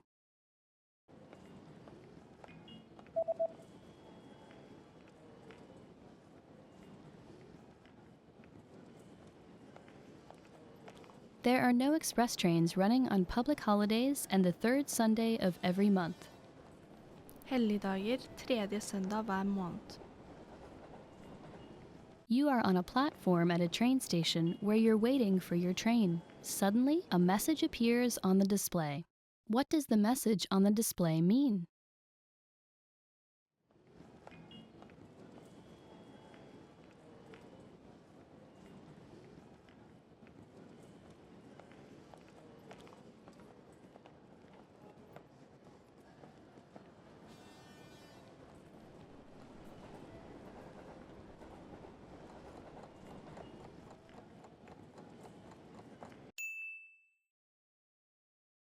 What does the message on the display mean?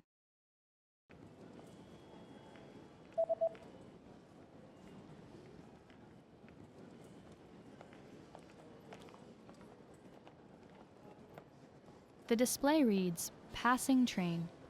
Passerende tog.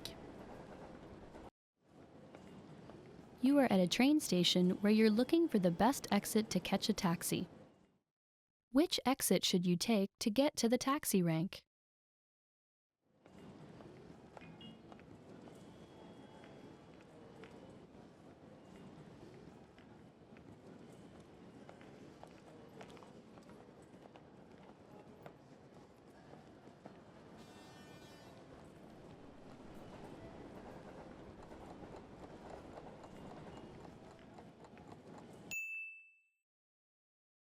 Which exit should you take to get to the taxi rank?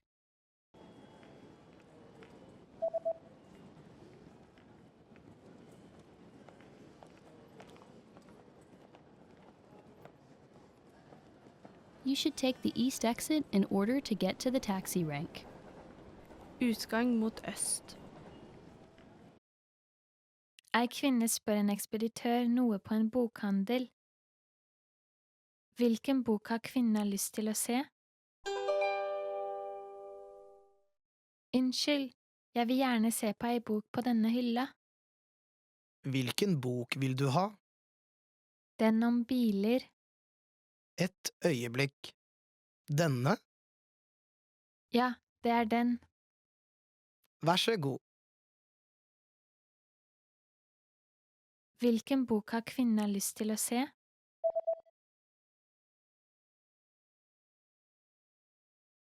Ei kvinne spør en ekspeditør noe på en bokhandel. Hvilken bok har kvinnen lyst til å se?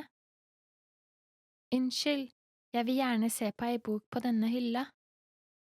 Hvilken bok vil du ha? Den om biler. Et øyeblikk. Denne? Ja, Det er den. Vær så god. En mann og en kvinne ser på en meny på en restaurant. Hva skal mannen bestille? Hva skal du bestille? Pizzaen ser deilig ut. Jeg tror jeg tar den. Jeg hadde pizza i går, så Ok da. Hva med hamburgeren?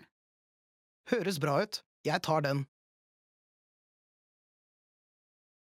Hva skal mannen bestille?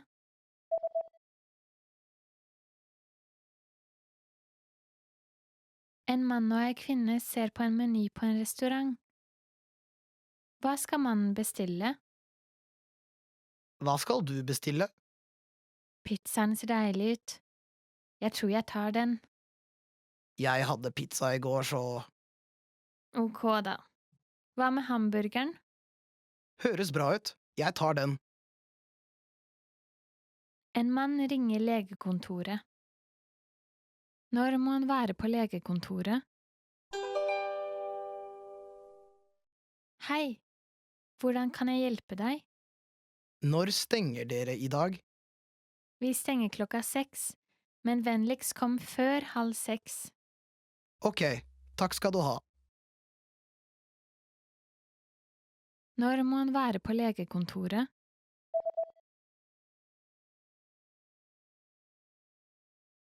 En mann ringer legekontoret. Når må han være på legekontoret? Hei, hvordan kan jeg hjelpe deg? Når stenger dere i dag? Vi stenger 6, men vennligst kom før 5:30. Ok, takk skal du ha. En gutt leser fra dagboka si. Hva var den første tingen gutten gjorde i dag? Været var bra i dag. Jeg svømte i svømmehallen om ettermiddagen, og jeg gikk på kino om kvelden. Jeg studerte hele morgenen også. I dag var ikke så verst. Hva var den første tingen gutten gjorde i dag?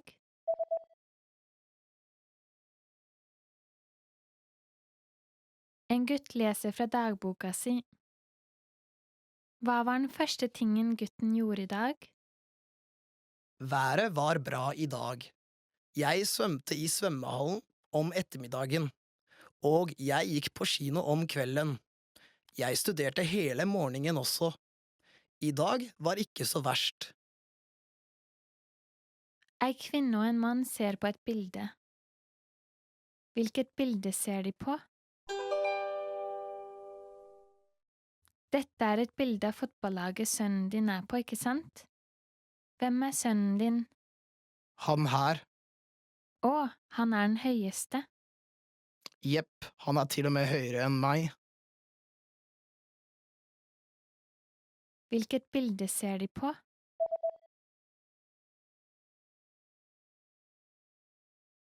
Ei kvinne og en mann ser på et bilde. Hvilket bilde ser de på? Dette er et bilde av fotballaget sønnen din er på, ikke sant? Hvem er sønnen din? Han her. Å, han er den høyeste. Jepp, han er til og med høyere enn meg. Jeg heter Nora. Hyggelig å møte dere. Hi, I'm Nora. Nice to meet you.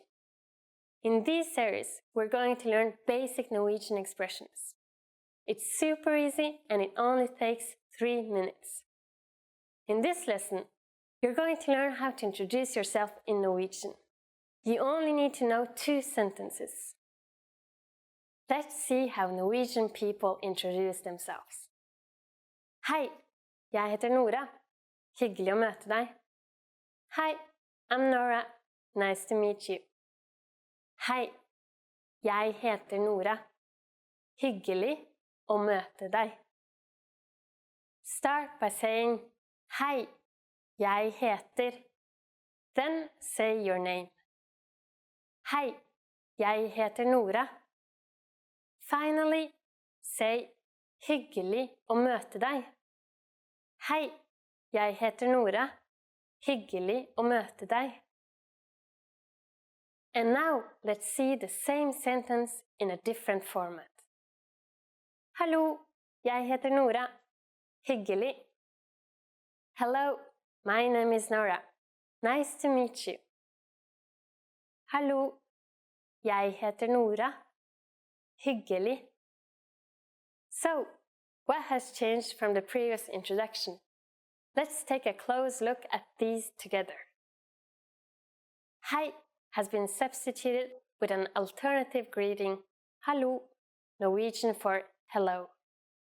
In a formal setting, you would say your full name, but it is better to just use your first name when being introduced to new friends. Hyggelig å møte deg has been shortened to just hyggelig. When meeting someone in a formal context, for instance at work, hyggelig å møte deg would be the most appropriate greeting. When being introduced to new friends, hyggelig will do. One more time. One way to introduce yourself in Norwegian is Hei, jeg heter Nora. Hyggelig å møte deg. An alternative way to introduce yourself is Hallo, jeg heter Nora. Hyggelig. Now it's time for Nora's insights. When you introduce yourself, it's a good habit to shake hands in Norway. While hyggelig å møte deg is slightly more formal than just hyggelig, you don't need to worry too much about which one you use. If you use one of these sentences with Norwegian people, they're definitely going to be impressed. In the last lesson, we learned how to introduce ourselves in Norwegian. In this lesson, we're going to learn how to use good manners as we thank people. Dere klare? Are you ready? La oss begynne. So let's start. There are several ways to thank someone. Let's start with the easiest. It is just one word. Takk. Takk. Takk means thank you. When saying thank you very much, you just need to add tusen at the beginning. Tusen takk. Tusen takk. Tusen means 1,000. So, tusen takk is like saying 1,000 thanks. During the last lesson, we didn't really mention anything about formality in speech in Norwegian. However, there are some subtle differences in how you will be perceived by others. Takk is a casual way to thank someone.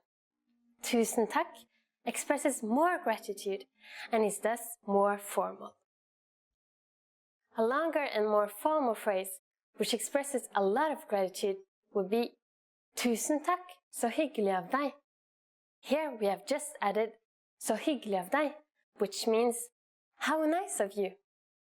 Tusen takk, så hyggelig av deg. But how do you answer these expressions of gratitude? It's easy. There are basically two different ways to do it. The first is vel bekomme. Vel bekomme. Vel bekomme literally means you are welcome. The other way to say you are welcome is the expression bare hyggelig. Bare hyggelig. Literally, this phrase means it's my pleasure or with pleasure, but it is the most common and polite way to respond to someone thanking you. So when someone is saying takk to you, you can simply reply with vel bekomme or bare hyggelig. Now it's time for Nora's insights. If you're not sure about whether to use takk or tusen takk, keeping it simple is always your safest bet. You don't have to worry about formal or informal situations. Takk can be used with just about anyone, anywhere, and at any time. In the last lesson, we learned how to be grateful to people by saying takk. In this lesson, we learned some of the most common greetings used in Norway. Dere klare? Are you ready? La oss begynne. So let's start. The most used informal greeting is hei. Hei. Hei means hi. We use it when we meet people. We can use this greeting with anyone. But it isn't the only way to greet someone. We also have hallo, hallo, which means hello. And more time-specific greetings like god dag, god dag. Literally, god dag means good day. As a rule of thumb, we can use god dag only during the daytime, from morning until evening. During the evening, we say god kveld, god kveld. Kveld is Norwegian for evening, so god kveld means good evening. Finally, in the mornings we say god morgen, god morgen, which means good morning. God dag, god kveld, and god morgen are used when we meet someone, but when we leave, we don't say them again.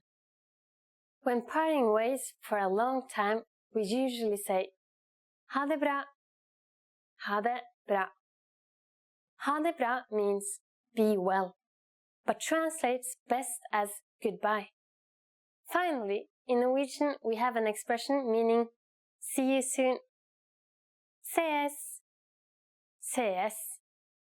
Now you can greet people in many different ways in Norwegian.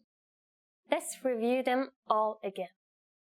When meeting friends or someone we don't know, hei or hallo. When leaving, we say ha det bra. When leaving but want to imply see you soon, we say ses. It's easy, isn't it? Now it's time for Nora's insights. In formal situations, Norwegian people commonly greet each other by shaking hands. However, if we meet someone we are very friendly with, it's common to give hugs. Don't be afraid to try it out with your Norwegian friends. In the last lesson, we learned the most common forms of greetings in Norwegian. Do you remember them? In this lesson, we're going to learn a very useful phrase. Do you speak English? If you find yourself in a situation where you need assistance in English, this phrase can be a lifesaver. And because you're asking it in Norwegian, you can be sure that everyone will understand what you're saying, even if their answer is no. Here's the most common way to say it. Snakker du engelsk? Snakker du engelsk? Norwegian is a pretty straightforward language. We conjugate verbs based on time, which means we have past, present, and infinitive. The question, snakker du engelsk, translates as are you speaking English? The verb snakker, to speak, is in the present tense. The second word in the sentence, du, simply means you. And you probably recognize engelsk to be English. Snakker du engelsk? To learn how to properly conjugate verbs like snakker, please check out our Absolute Beginner series on NorwegianClass101.com. You can find very detailed grammar lessons and resources there. Like English, there are many ways to ask this question. Let's look at another one, also pretty similar to English. Kan du snakke engelsk? It's literally the equivalent of can you speak English? Kan du snakke engelsk? Adding unnskyld, excuse me, to the sentence would make it unnskyld, kan du snakke engelsk?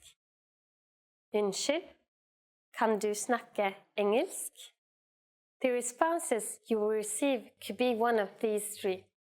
Ja, yes, ja. Litt, a little, litt. Nei, jeg kan ikke snakke engelsk. No, I can't speak English.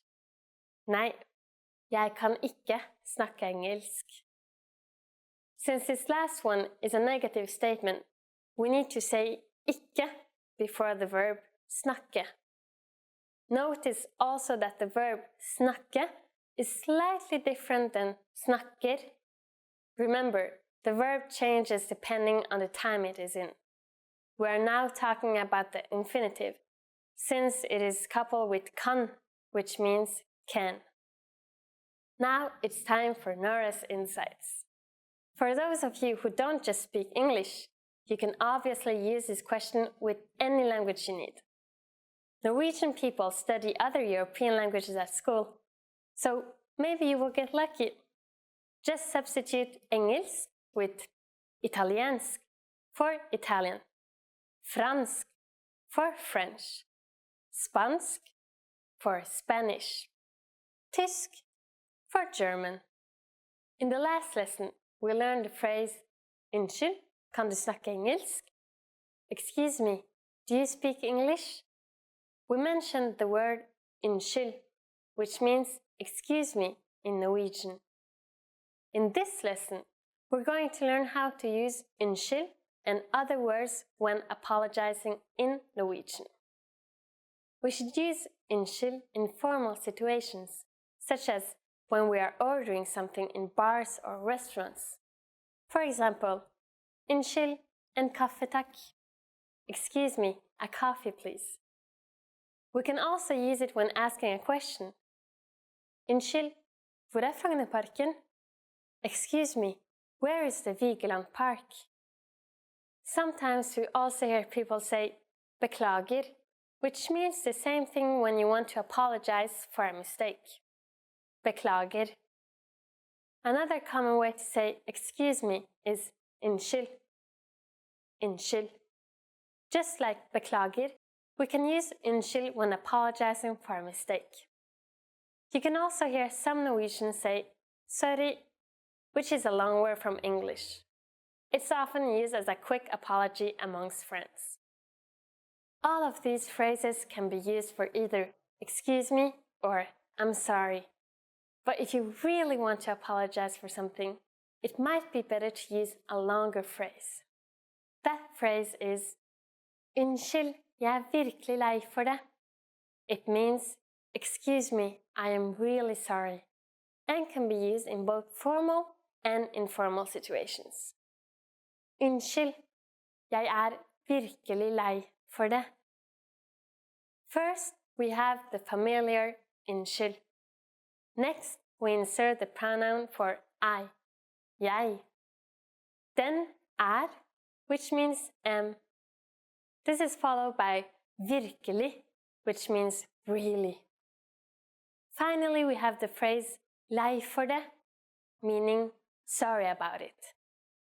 Unnskyld, jeg er virkelig lei for det. Now it's time for Nora's insights. In Norway, if you accidentally bump into someone, you might not get any response. But to be polite, we either say unnskyld or beklager. It is also common to use the exclamation «Å» before apologizing. «Å, beklager». When learning a new language, we sometimes have a hard time with things like procrastination, discouragement, or failure. But don't panic. With a good strategy, you'll be able to overcome these difficulties. Are you ready to discover the 4 habits of successful learners? Number 1, optimize your time. When learning a language, it's important to dedicate time to your studies regularly, even if sometimes it's difficult. You're busy with school, work, family, or friends, but you can spread out your learning throughout the day. Study whenever you have small gaps of time in your busy schedule. This can be when you're on the metro, on your lunch break, or while you're exercising. Our podcast learning format fits perfectly into your tight schedule. Number 2, consistency with your chosen method. There are a lot of options when it comes to courses and learning materials. Switching from one method to another can confuse you and disrupt your progress. Focusing on one learning method will make a difference. Our method has been created and optimized by real teachers, so you can stick to it with confidence. Number 3, use your language background. Many languages share some commonalities. You can find words that look or sound similar, or even share the same grammar structure. A little bit of language background will give you an edge while learning. Number 4, study continuously. People are excited when they start learning a new language. The enthusiasm usually lasts until the first roadblock. This can lead to discouragement and procrastination. But don't burn yourself out. Learning a language is a marathon, not a sprint. Don't try to learn it all at once. Break things down into more digestible chunks. Learning step by step might feel slow, but it's an efficient way to learn a language. With patience, motivation, and good resources, you'll master the language. Remember, you can't learn a language overnight, but with motivation and these daily lessons, you'll be on the road to fluency. Give it a try now. Sign up for your account. Just click the link in the description. Top 10 phrases you'll need for a date. So let's get started. Har du lyst til å gå ut og spise middag med meg? Har du lyst til å gå ut og spise middag med meg? Would you like to go out to dinner with me? Har du lyst å gå ut og spise middag med meg? Would you like to go out to dinner with me? In Norway, it's quite common to eat dinner at home. So you might instead get invited to go home to somebody for dinner. So don't get surprised if somebody asks you home for dinner. Er du ledig I helgen? Er du ledig I helgen? Are you free this weekend? Er du ledig I helgen? Are you free this weekend? Norwegians usually have quite a lot of spare time, so they like to ask, not that specifically, it's not like, are you free on Saturday? It's like, are you free this weekend? Then it gives the person more time to think about like when they would be available to hang out. So this can be used with both friends or for dates as well. Har du lyst til å henge med meg? Har du lyst til å henge med meg? Would you like to hang out with me? Har du lyst til å henge med meg? Would you like to hang out with me? This again you can use with friends or somebody you're more interested in. In Norway, we don't have a very clear point in time where people stop being friends and begin being in a relationship. So these kind of vague phrases is very common. Du så søt. Du så søt. You're so cute. Du så søt. You are so cute. This is maybe a phrase that guys would say to girls rather than the other way around. But on the other hand, it's not that common to call girls cute in Norway. Maybe you would go for something else like cool, kul, or pen, pretty. Du pen. You are pretty. Du kul. You are cool. Du ser bra ut. Du ser bra ut. You look great. Du ser bra ut. You look great. Yeah, this is a very useful phrase. You can use it both with friends or your special one. And this can be used both to your female friends and your male friends. Det var en flott kveld. Det var en flott kveld. That was a great evening. Det var en flott kveld. That was a great evening. This is also a phrase you can use very easily with friends or, yeah, anybody you had a good time with. Jeg ringer deg. Jeg ringer deg. I'll call you. Jeg ringer deg. I'll call you. Well, in some cases, if it hadn't been such a great evening, this might be an excuse to never talk again, so just be aware of that. If the night was successful, I think most people would probably ask when they would be able to meet again, like, oh, this has been a really nice evening, do you want to hang out again next week or something? But I'll call you. Maybe he won't. Jeg kan kjøre deg hjem. Jeg kan kjøre deg hjem. I'll drive you home. Jeg kan kjøre deg hjem. I'll drive you home. In Norway, taxis are quite expensive, so if you found somebody who is willing to drive you home, then you're lucky. If it's a good person, of course. Når skal vi møtes i morgen? Når skal vi møtes i morgen? What time shall we meet tomorrow? Når skal vi møtes i morgen? What time shall we meet tomorrow? As you might know, Norway has very short work hours. So even during the weekdays, it is easy to meet up after work. And since it's during the summer, it's usually light outside until very late. So you might want to go out in the nature, maybe do some barbecue or something. Anything is possible. Kan vi møtes igjen? Kan vi møtes igjen? Can I see you again? Kan vi møtes igjen? Can I see you again? Well, if somebody asks you this question, then you've probably made a good impression. Good job. And phrases to amaze a native speaker. Let's get started. Takk, men norsk faktisk ikke mitt morsmål. Thank you, but Norwegian is actually not my native tongue. Takk, men norsk faktisk ikke mitt morsmål. Thank you, but Norwegian is actually not my native tongue. In recent years, there's actually a lot of people who have different ethnical backgrounds, but who has been adopted. So even though people don't look Norwegian, they might actually be at a native level talking about the language. So never judge a book by its cover. Det tok meg bare 1 år for å bli flytende. It took me only 1 year to become fluent. Det tok meg bare 1 år å bli flytende. It took me only 1 year to become fluent. Especially if you know English or German or any other Western European language, then you're gonna find Norwegian quite easy to learn.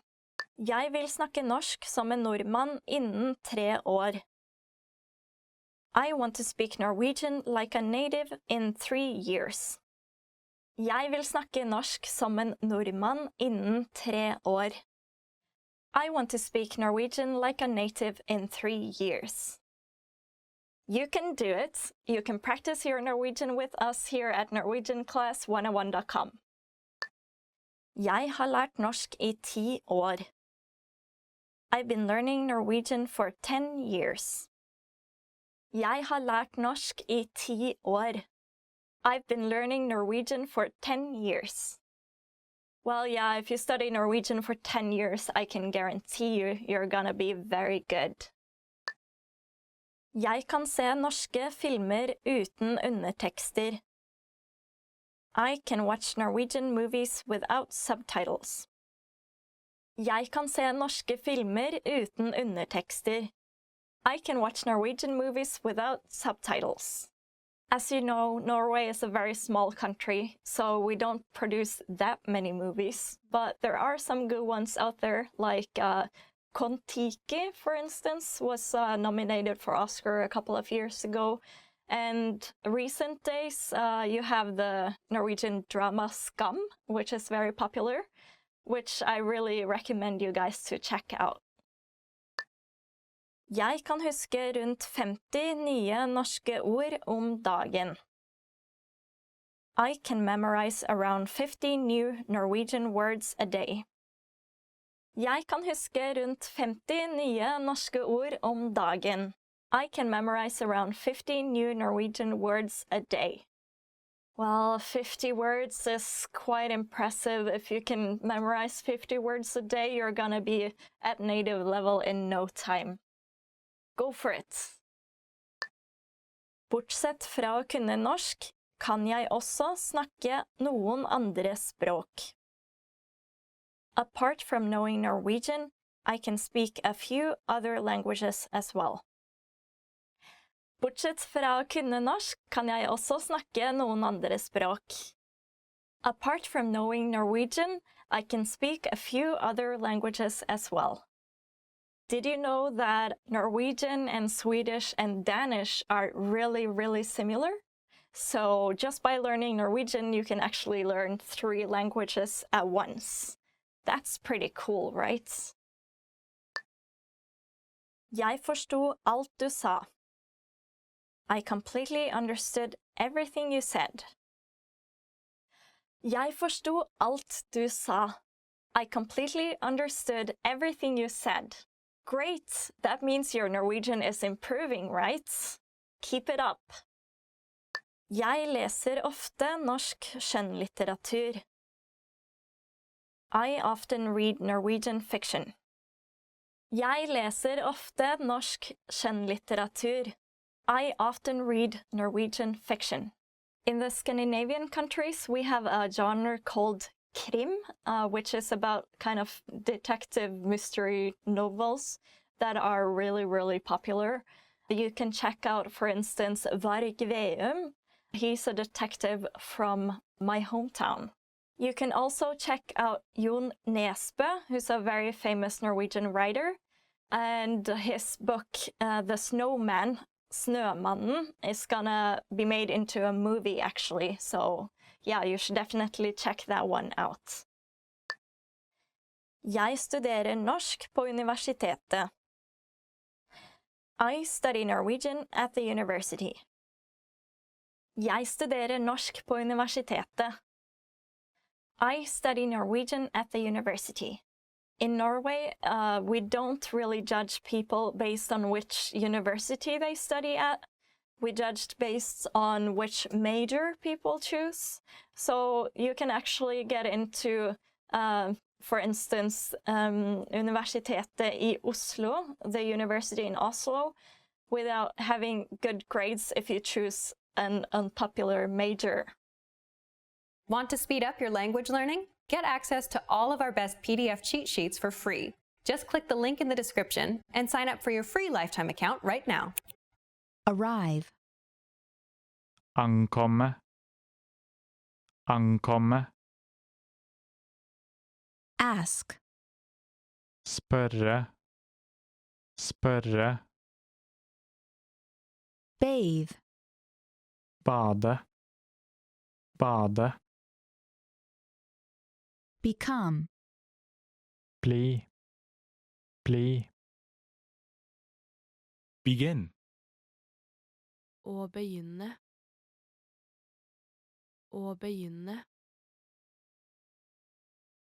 To believe.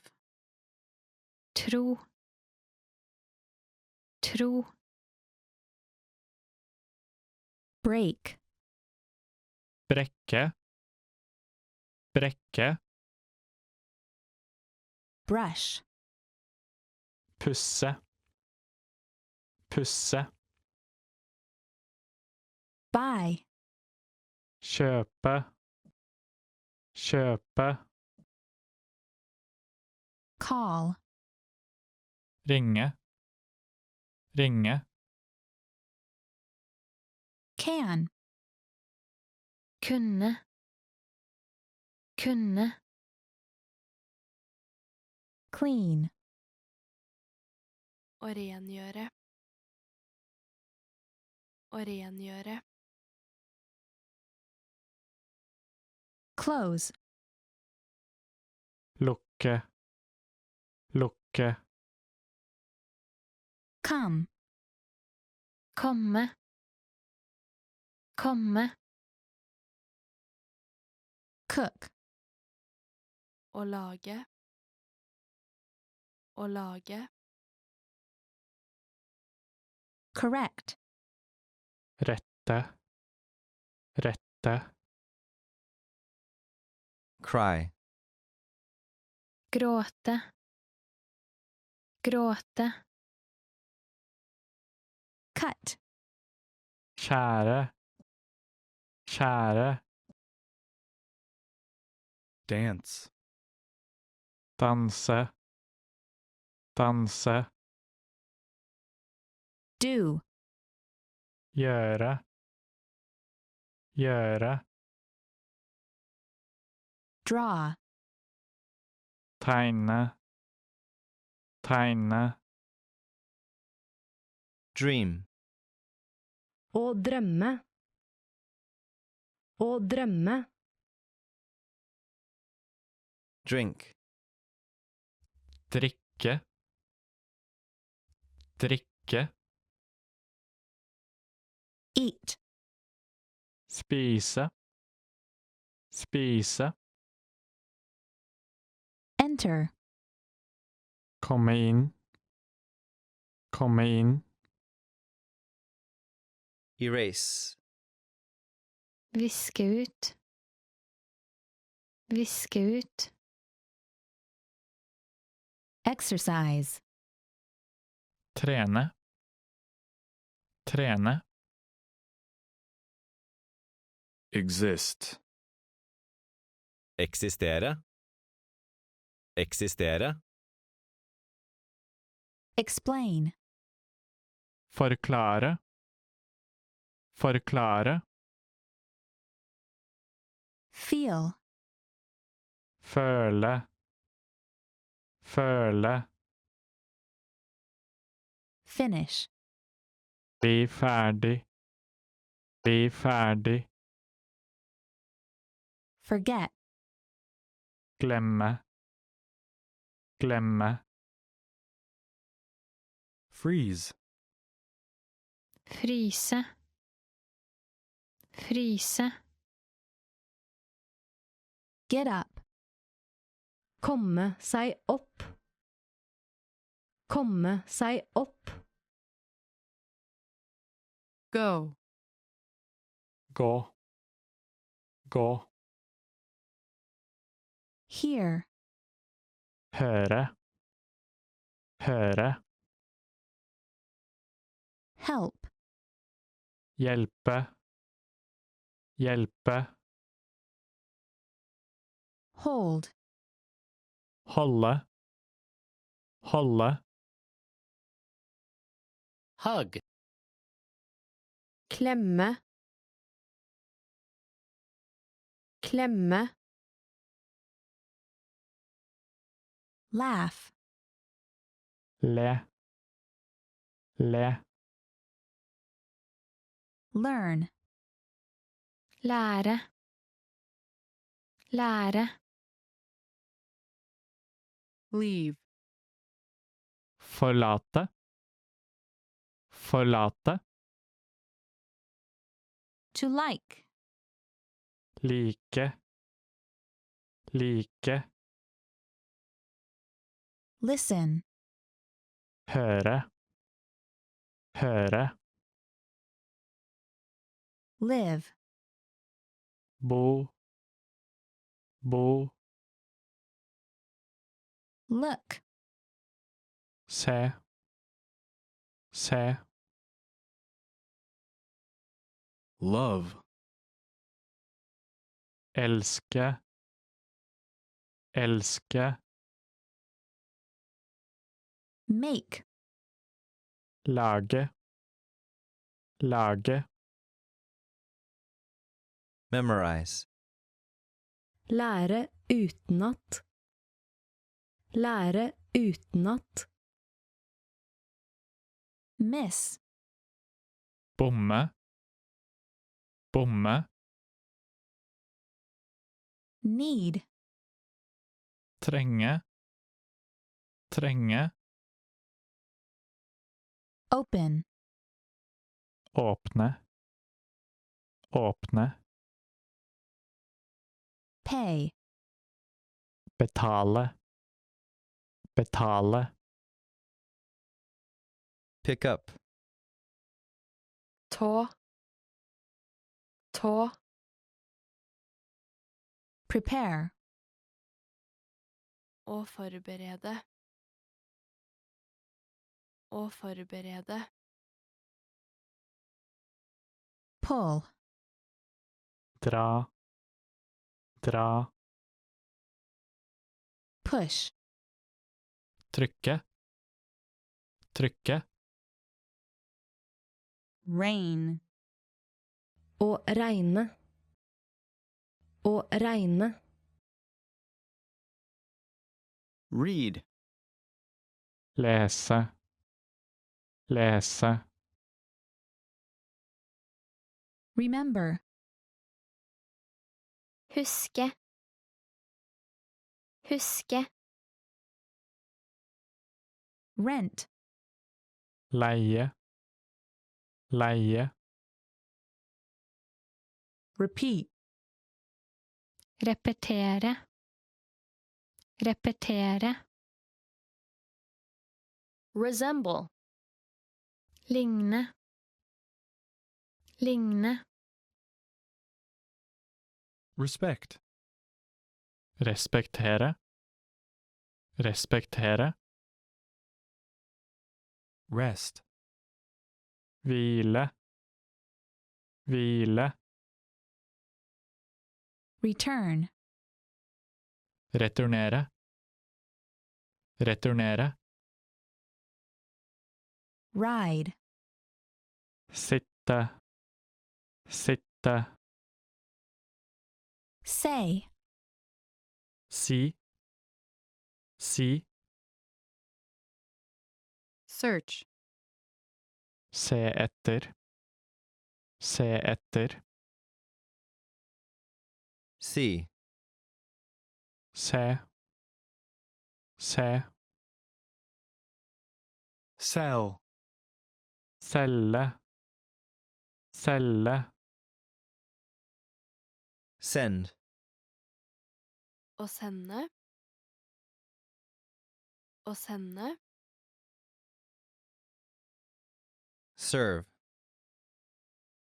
servere, servere, shop, Shopping. Shopping. Sightsee. Dra på rundtur. Dra på rundtur.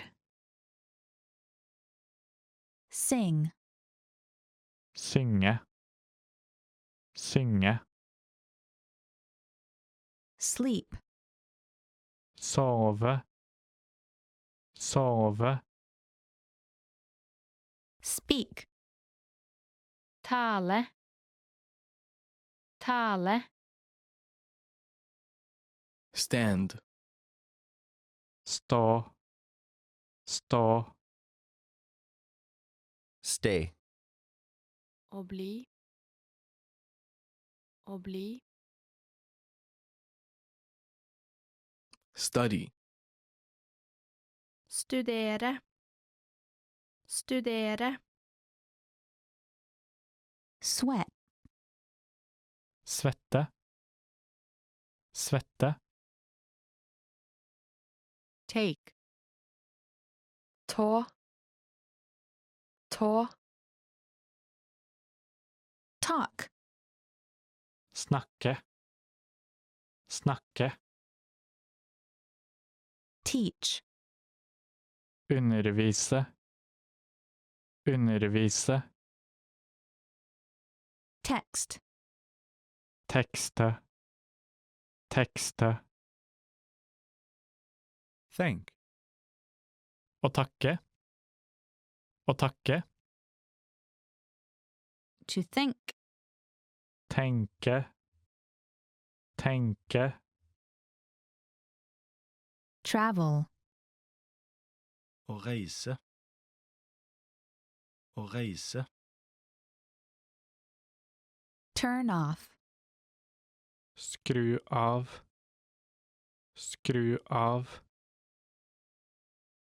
turn on, skru på, skru på, To understand.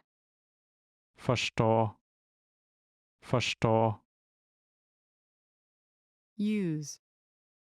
bruke, bruke, wait, Vente. Vente.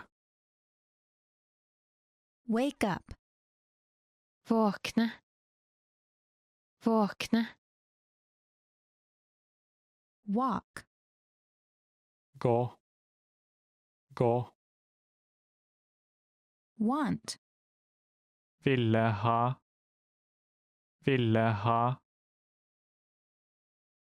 Watch. Se. Se.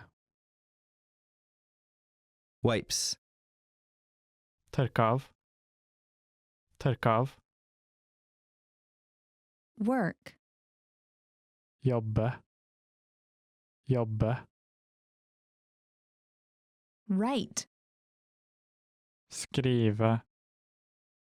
Skrive. In this video, you'll learn 20 of the most common words and phrases in Norwegian. Hi everybody, my name is Annette. Welcome to the 800 Core Norwegian Words and Phrases video series. This series will teach you the 800 most common words and phrases in Norwegian. But there's a twist. With each new lesson in this series will include the previous lessons at the end. So after you've learned the new words and phrases, stick around and review what you learned in previous lessons.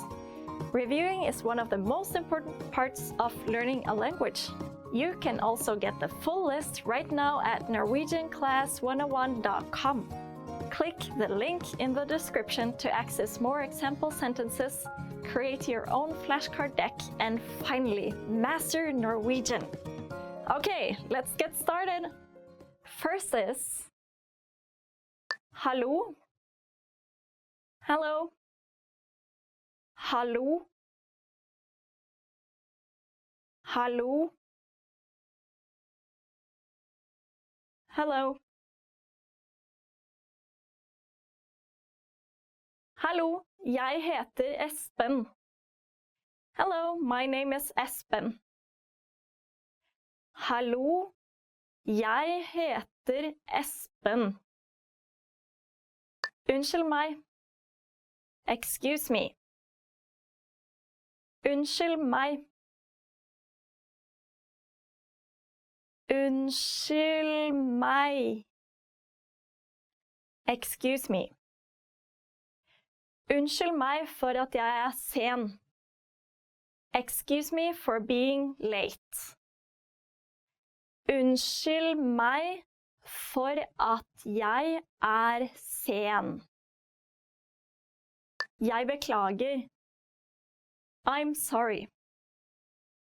Jeg beklager. Jeg beklager. I'm sorry. Jeg beklager, han er ikke her akkurat nå. I'm sorry, he's not here right now.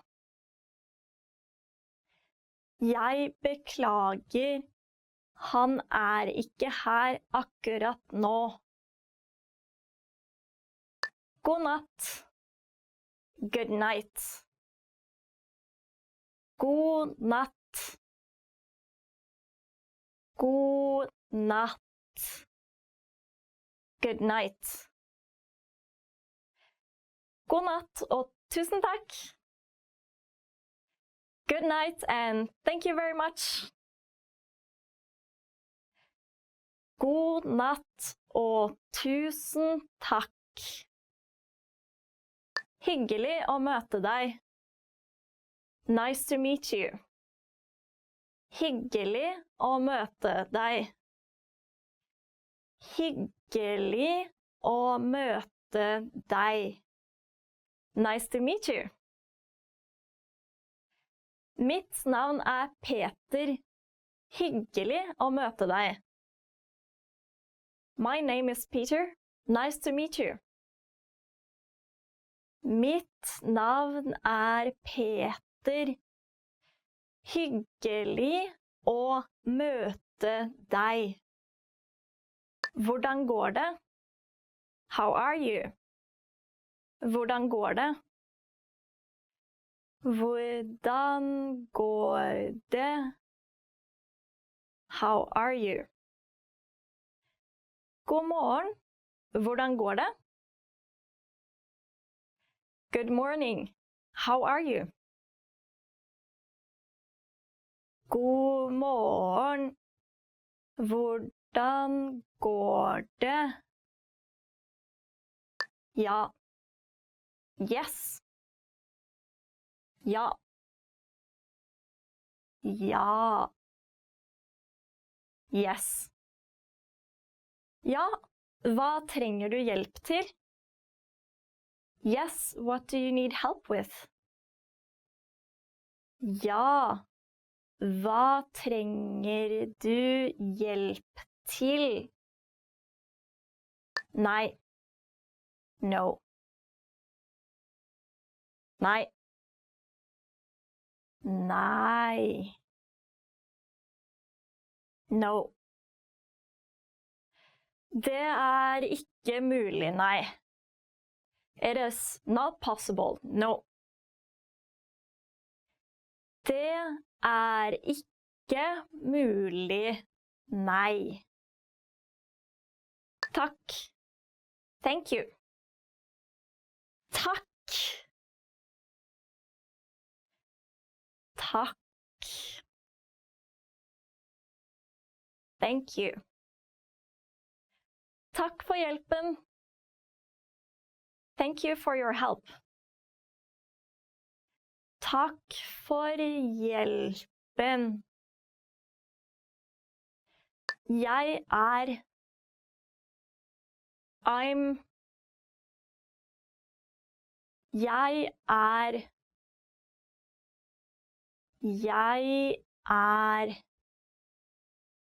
I'm. Jeg Jon. I'm John. Jeg Jon. Ha det bra. Goodbye. Ha det bra. Ha det bra. Goodbye. Ha det bra. Ses igjen. Goodbye. See you again. Ha det bra. Ses igjen. Dårlig. Bad. Dårlig. Dårlig. Bad. Dårlig dag. Bad day. Dårlig dag. God. Good. God. God. Good. Grønnsaker godt for deg. Vegetables are good for you. Grønnsaker godt for deg. Pen. Pretty. Pen. Pen. Pretty. Du veldig pen. You are very pretty. Du veldig pen. Stygg. Ugly. Stygg. Stygg. Ugly. Det en veldig stygg hund. That is a very ugly dog. Det en veldig stygg hund. Lett. Easy. lett, lett, easy. Det lett å forstå. It is easy to understand. Det lett å forstå. Vanskelig. Difficult. Vanskelig. Vanskelig. Difficult. Engelsk vanskelig. English is difficult. Engelsk vanskelig. Nær. Near. Nær. Nær. Near. Jeg bor nær universitetet. I live near the university. Jeg bor nær universitetet. Langt. Far. Langt. Langt. Far. Stasjonen langt herfra. The station is far from here. Stasjonen langt herfra. Liten. Small. Liten. Liten. Small. Bilen liten, men veldig kraftig. The car is small, but it's very powerful. Bilen liten, men veldig kraftig. Remember, the goal of this series is to build a vocabulary of the 800 most common words and phrases in Norwegian.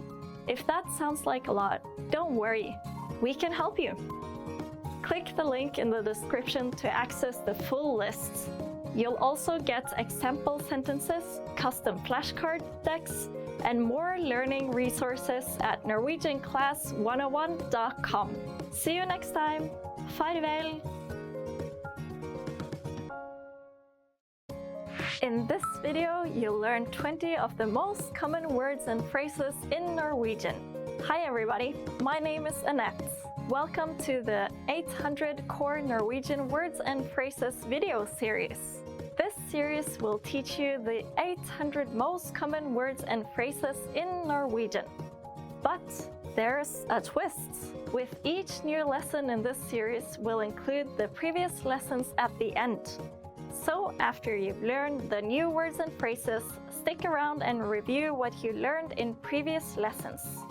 Reviewing is one of the most important parts of learning a language.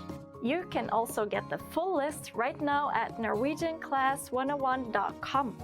Click the link in the description to access more example sentences, create your own flashcard deck, and finally, master Norwegian. Okay, let's get started. First is I dag. Today. I dag. I dag. Today.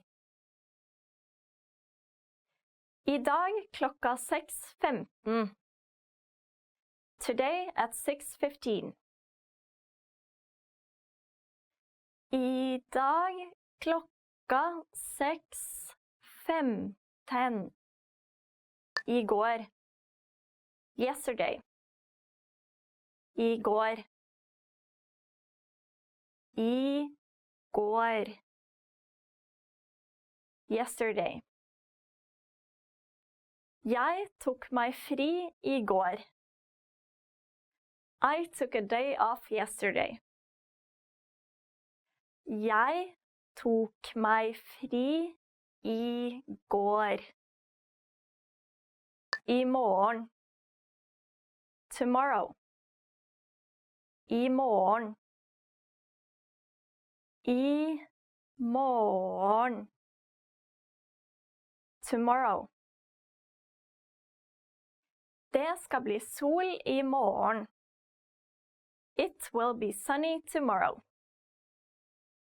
Det skal bli sol i morgen. Uke. Week. Uke. Uke. Week. Det 7 dager i en uke. There are 7 days in a week. Det 7 dager i en uke. År. Year. År. År. Year. Et kalenderår. One calendar year.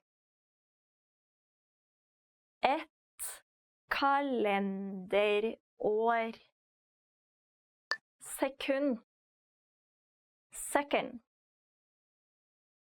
Sekund. Sekund. Second. I 10 sekunder. For 10 seconds. I 10 sekunder. Minutt. Minute. Minutt. Minutt. Minute. Det 1 minutt til midnatt. It's 1 minute to midnight.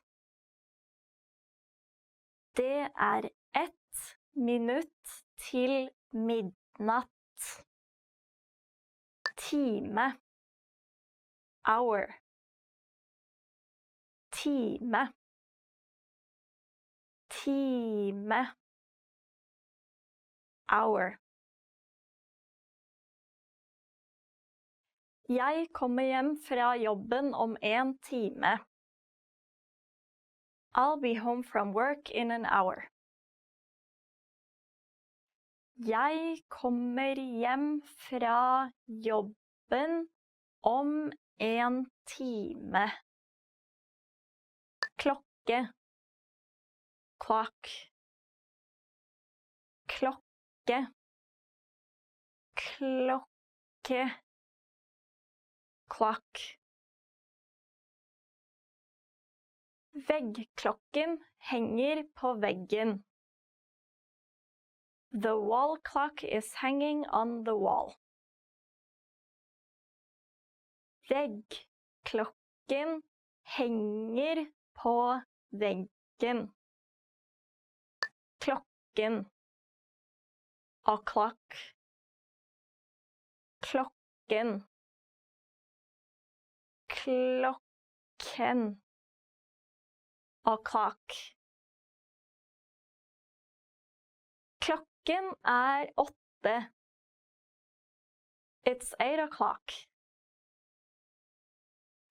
Klokken 8. Kalender. Calendar. Kalender. Kalender. Calendar. Jeg har markert bryllupsdagen vår på kalenderen. I marked our anniversary on the calendar.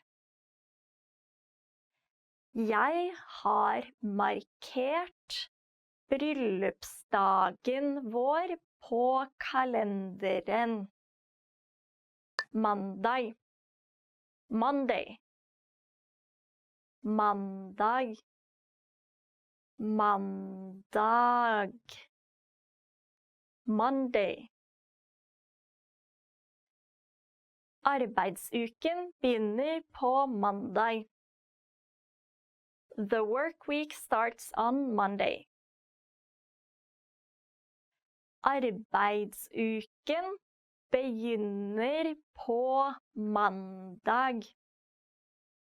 Tirsdag, Tuesday. Tirsdag, tirsdag, Tuesday.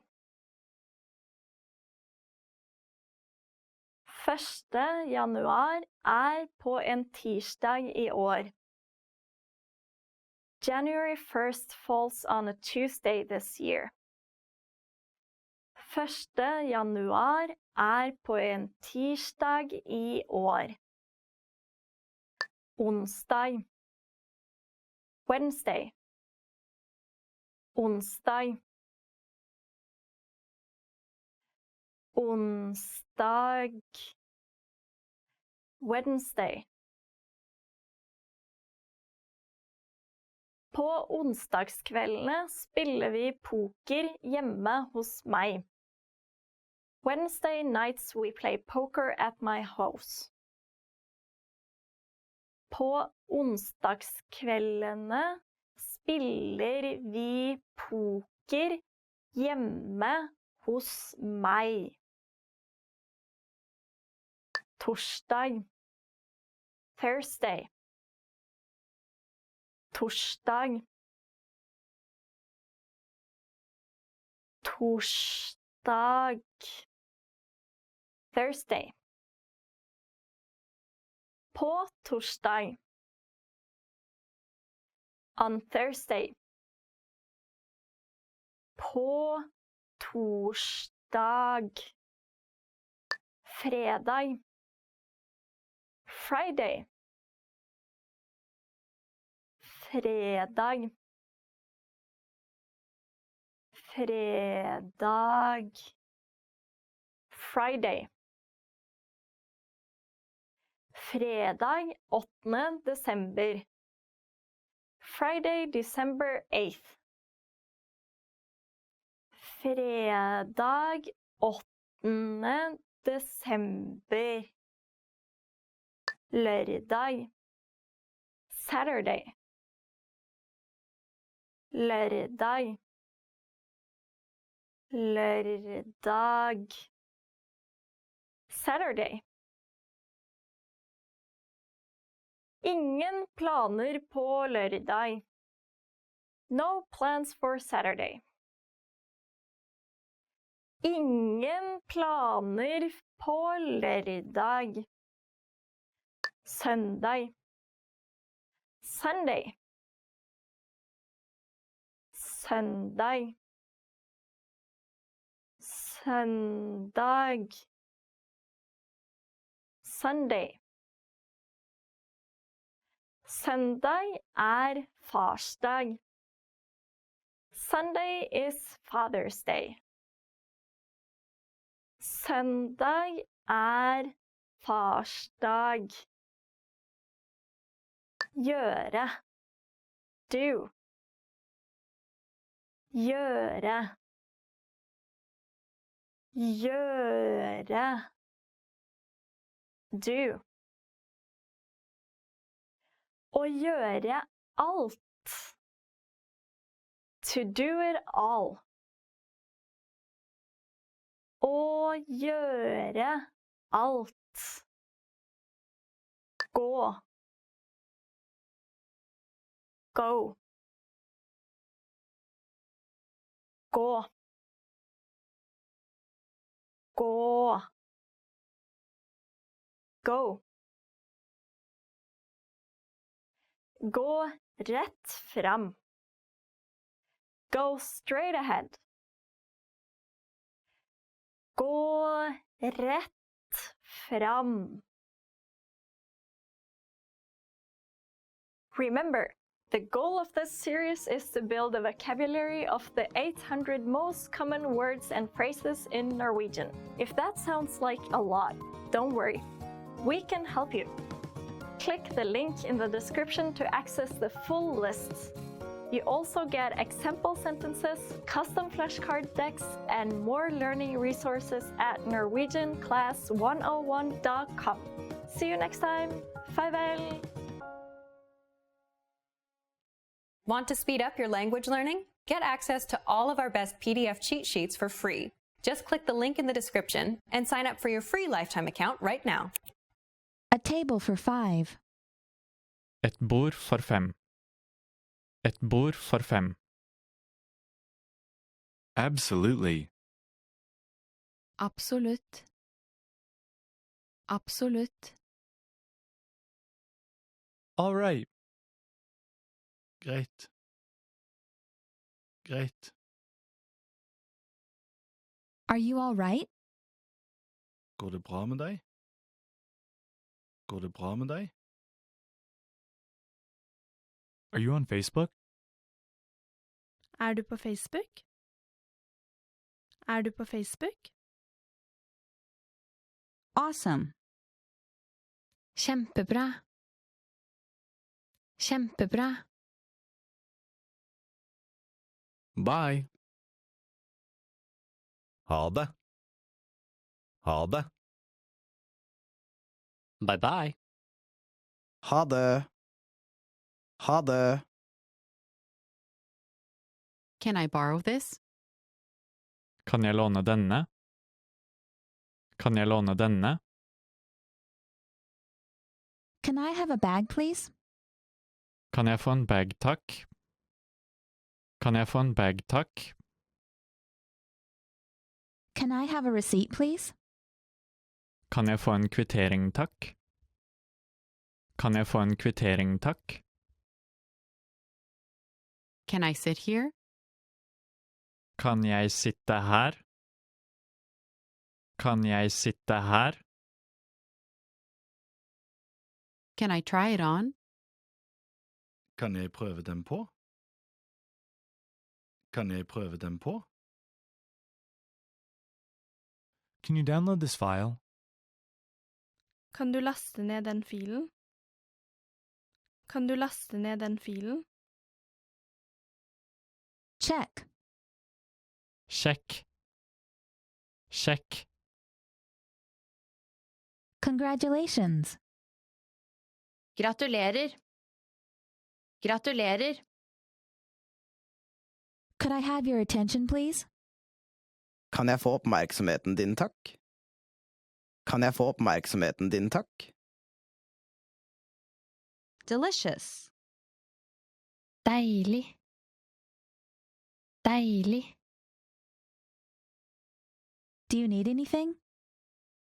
Trenger du noe? Trenger du noe? Do you speak English? Snakker du engelsk? Snakker du engelsk? Do you understand? Forstår du? Forstår du? Does this bus go to? Går denne bussen til?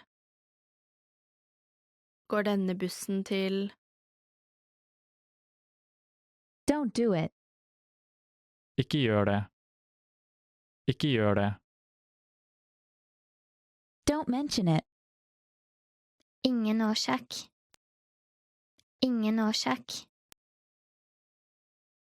Don't worry. Ikke bekymre deg. Ikke bekymre deg. Everything is great. Alt er flott. Alt er flott. Excuse me, do you know where the is? Unnskyld, vet du hvor er? Unnskyld, vet du hvor er?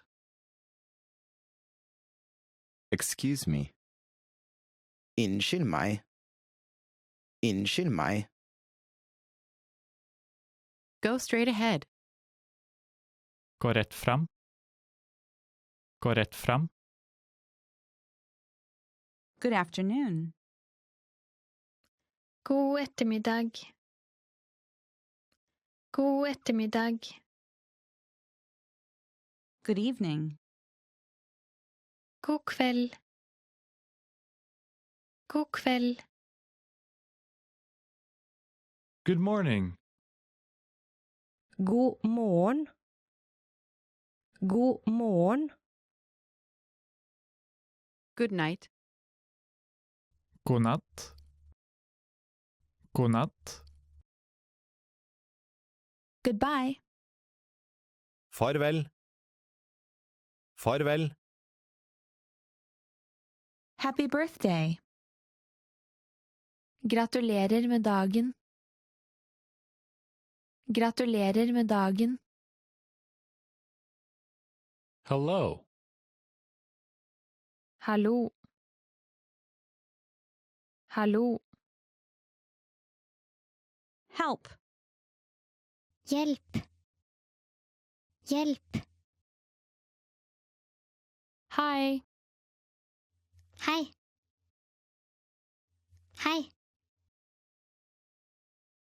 Hold on. Vennligst vent. Vennligst vent.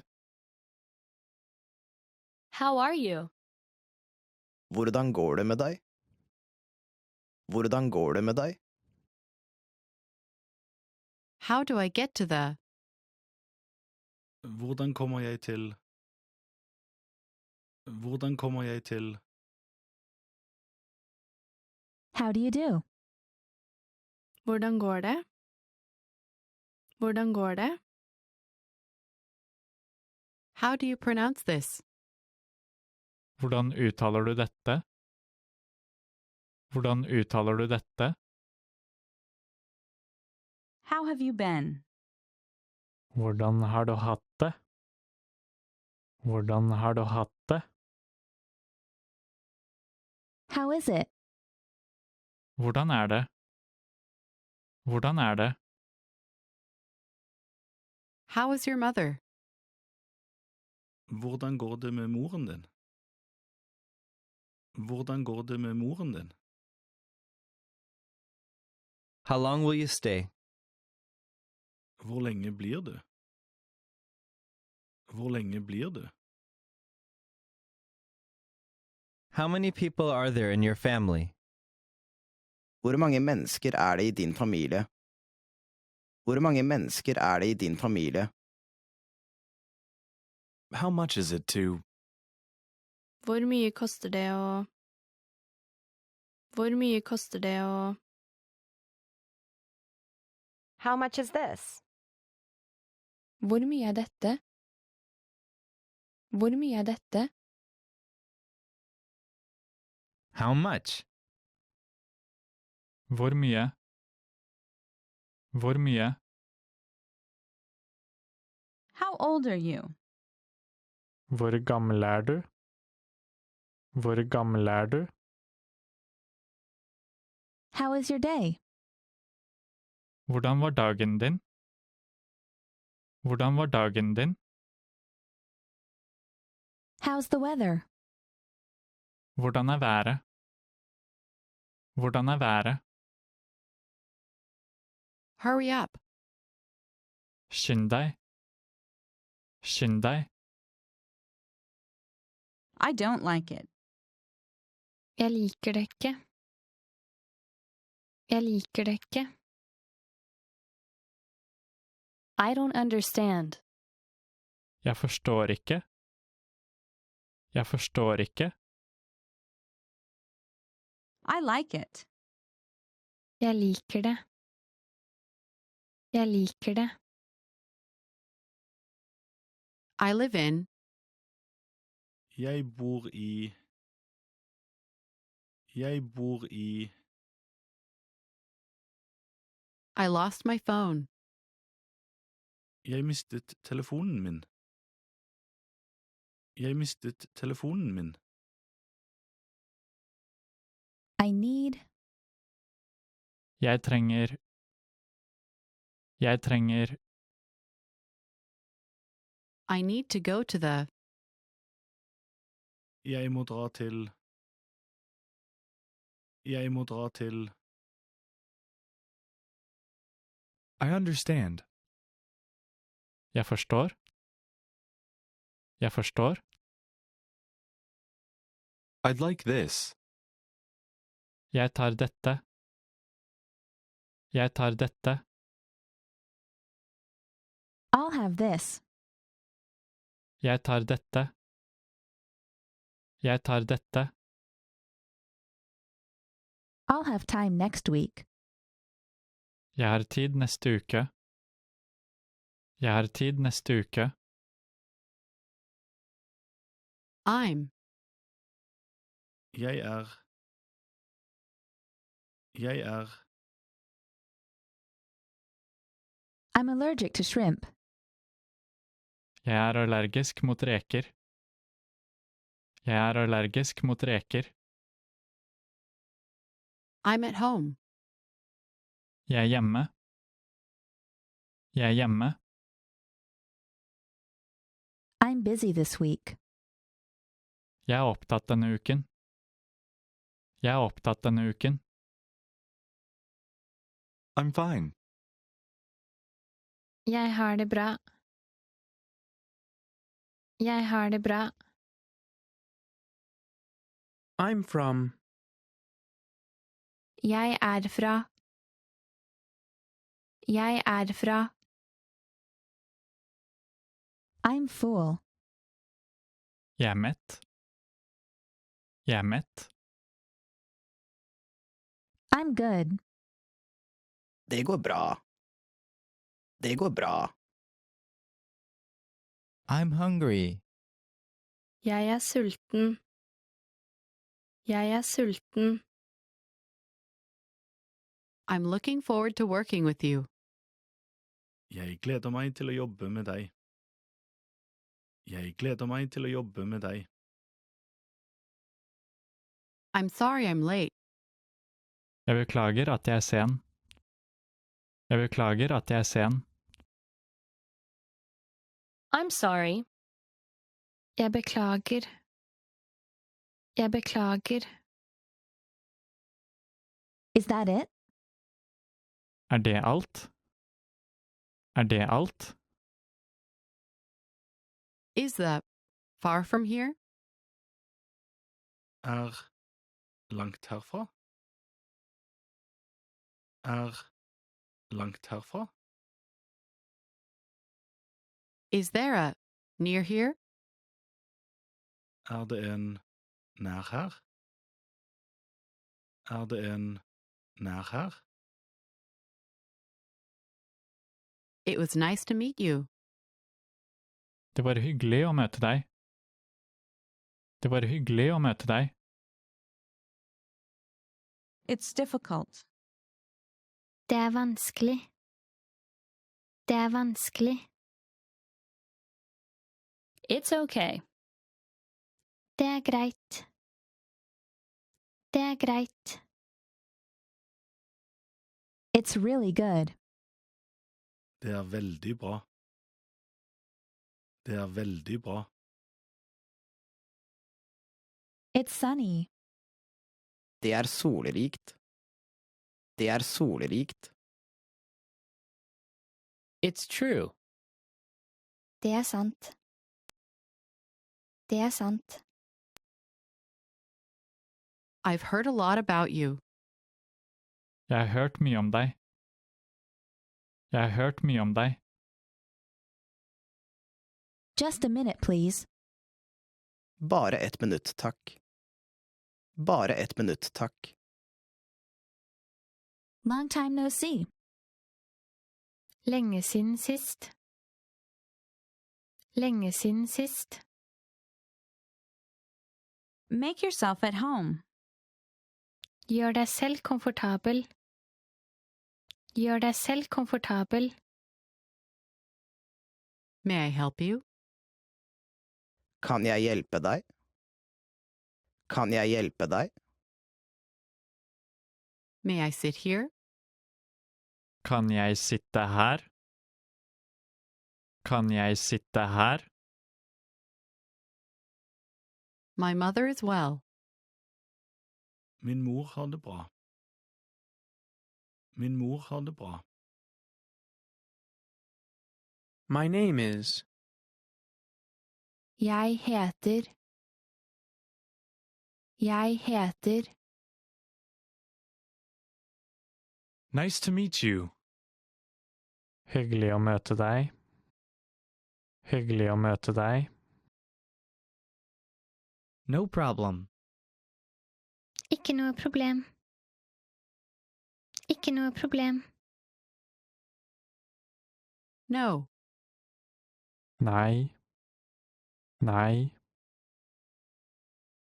Of course not. Selvfølgelig ikke. Selvfølgelig ikke. Of course. Selvfølgelig. Selvfølgelig. Once again, please. En gang til, vær så snill. En gang til, vær så snill. Please forgive me. Vennligst tilgi meg. Vennligst tilgi meg. Please have a seat. Vennligst sett deg. Vennligst sett deg. Please write it down. Skriv dette ned. Skriv dette ned. Please. Vær så snill. Vær så snill. Really? Er det sant? Er det sant? Same for me. Det samme for meg. Det samme for meg. Shut up. Hold kjeft. Hold kjeft. Slower, please. Saktere, vær så snill. Saktere, vær så snill. So, what's new? Så hva er nytt? Så hva er nytt? Sorry to keep you waiting. Beklager forsinkelsen. Beklager forsinkelsen. Sounds great. Høres flott ut. Høres flott ut. Stop here, please. Stopp her, er du snill. Stopp her, er du snill. Thank you very much. Tusen takk. Tusen takk. Thank you. Takk. Takk. Thanks. Takk. Takk. That jacket looks nice on you. Den jakken ser fin ut på deg. Den jakken ser fin ut på deg. This is for you. Dette er til deg. Dette er til deg. This weekend I'm going to the movies. Denne helgen skal jeg på kino. Denne helgen skal jeg på kino. Welcome. Velkommen. Velkommen. We're meeting someone. Vi skal møte noen. Vi skal møte noen. What are you doing here? Hva gjør du her? Hva gjør du her? What are you doing this weekend? Hva gjør dere denne helgen?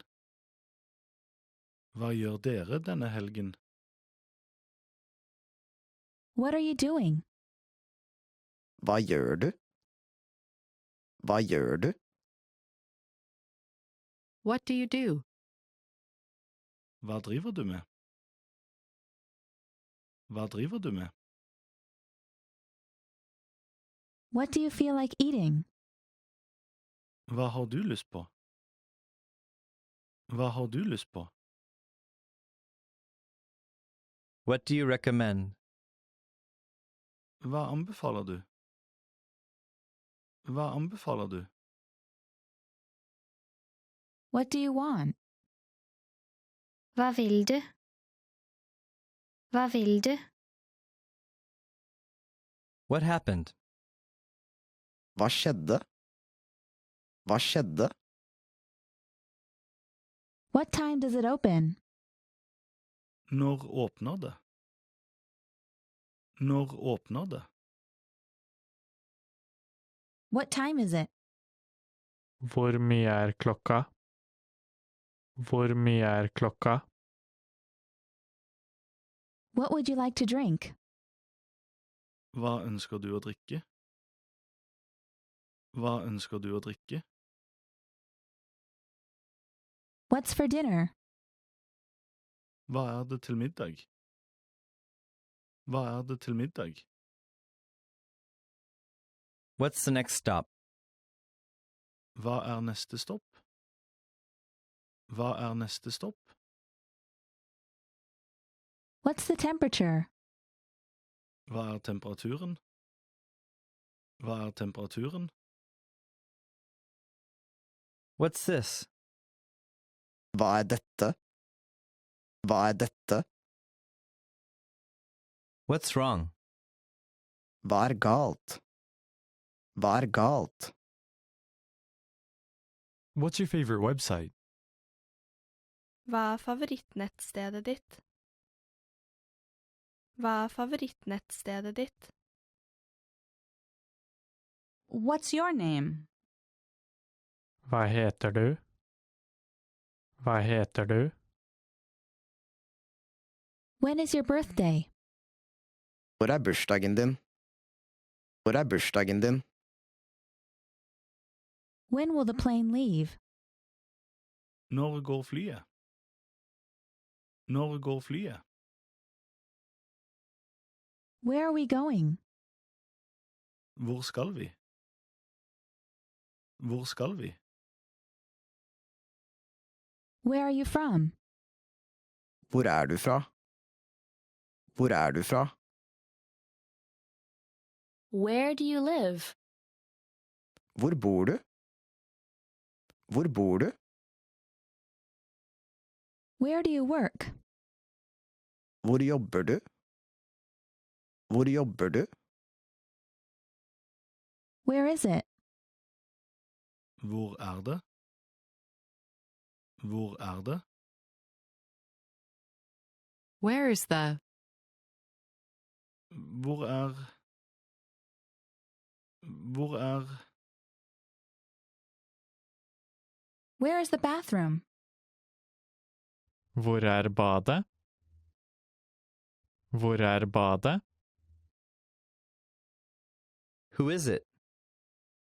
Hvem er det? Hvem er det? Who's going? Hvem skal? Hvem skal? Who's there? Hvem er der? Hvem er der? Why are you late? Hvorfor er du sen? Hvorfor er du sen? Yes, I do. Ja, det gjør jeg. Ja, det gjør jeg. Yes. Ja. Ja. You have good taste. Du har god smak. Du har god smak. You look gorgeous. Du ser praktfull ut. Du ser praktfull ut. Your smile is beautiful. Smilet ditt er vakkert. Smilet ditt er vakkert. You're handsome. Du er kjekk. Du er kjekk. You're smart. Du er smart. Du er smart. You're welcome. Vær så god. Vær så god. Want to speed up your language learning? Get access to all of our best PDF cheat sheets for free. Just click the link in the description and sign up for your free lifetime account right now. Adult. Voksen. Voksen. Airplane. Fly. Fly. Arm. Arm. Arm. Baby. Baby. Baby. Back. Rygg. Rygg. Bathroom. Bad. Bad. Bed. Seng. Seng. Bedroom. Soverom. Soverom. Beef. Storfekjøtt. Storfekjøtt. Beer. Øl. Øl. Bicycle. Sykkel. Sykkel. Boat. Båt. Båt. Body. Kropp. Kropp. Book. Bok. Bok. Boy. Gutt. Gutt. Boyfriend. Kjæreste. Kjæreste. Bread. Brød. Brød. Bus. Buss. Buss.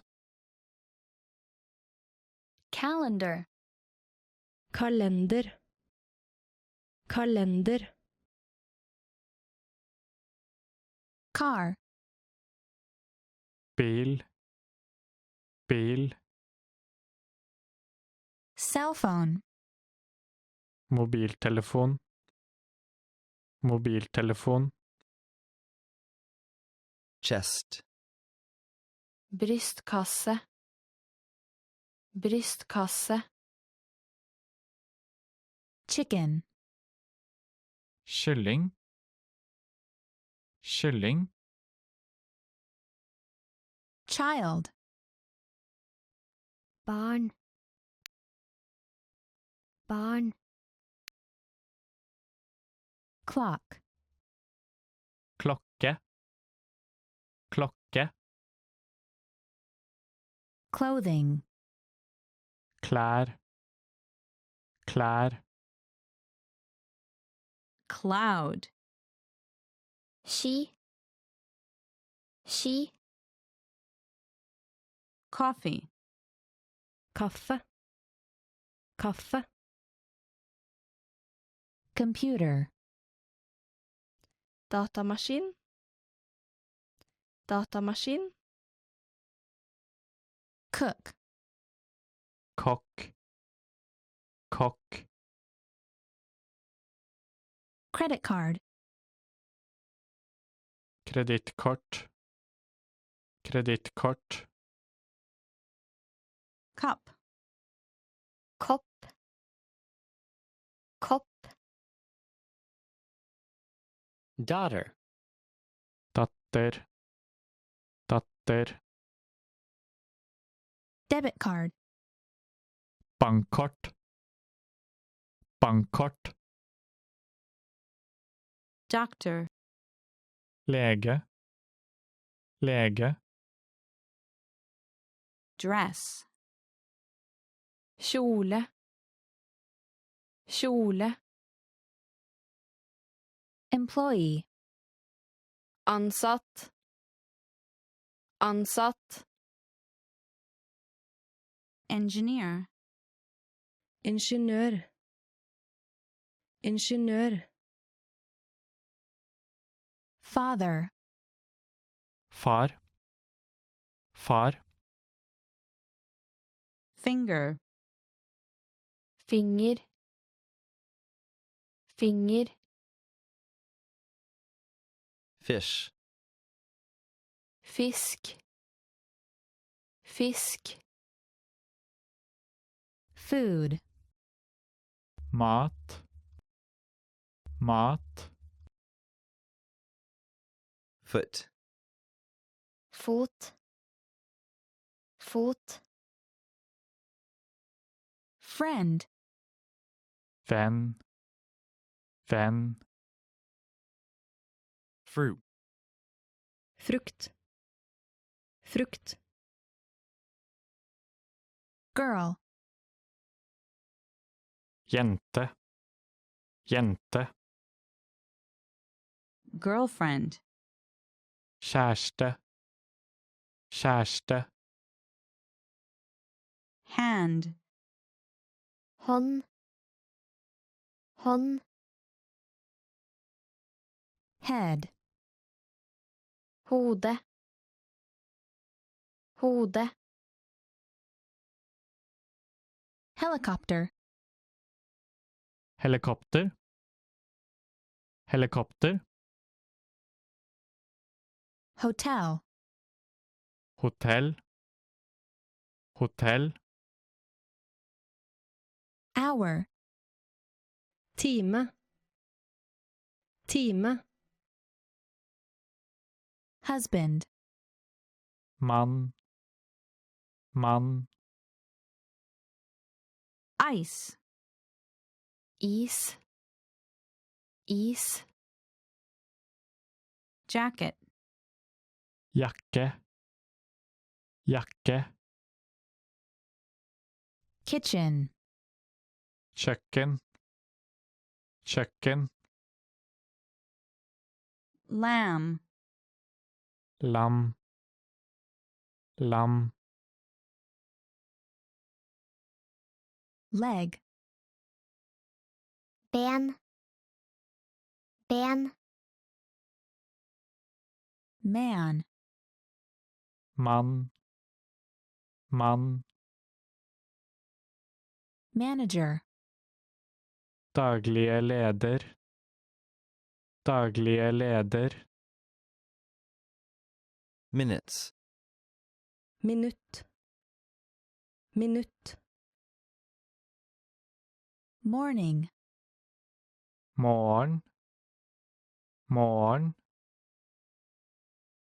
Mother. Mor. Mor. Motorcycle. Motorsykkel. Motorsykkel. Nurse. Sykepleier. Sykepleier. Pants. Bukse. Bukse. Pencil. Blyant.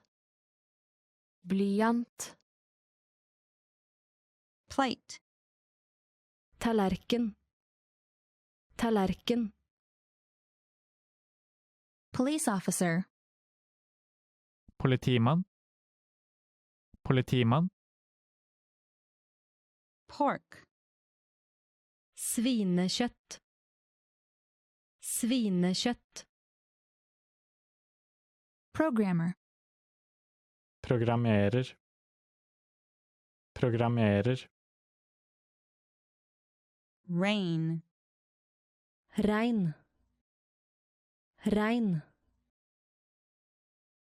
Salesperson. Selger. Selger. Salt. Salt. Salt. Second. Sekund. Sekund. Shirt. Blouse. Skjorte. Skjorte. Shoe. Sko. Sko. Snow. Snø. Snø. Sock. Sokk. Sokk.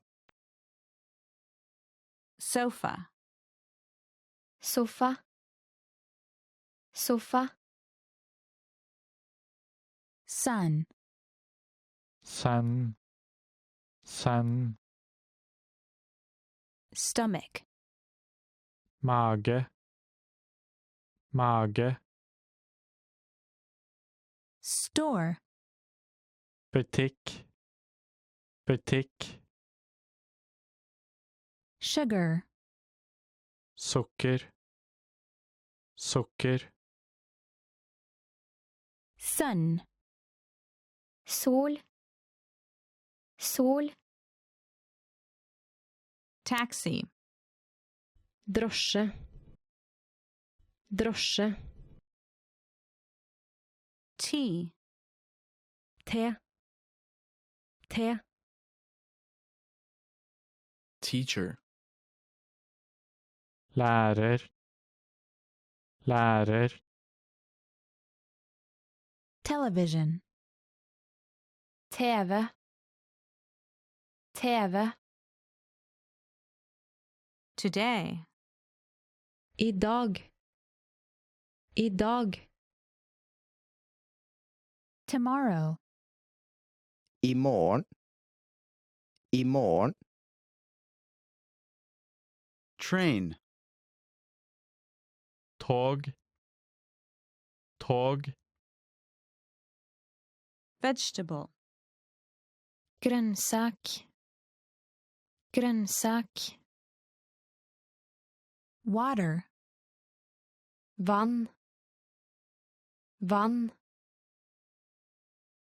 Week. Uke. Uke.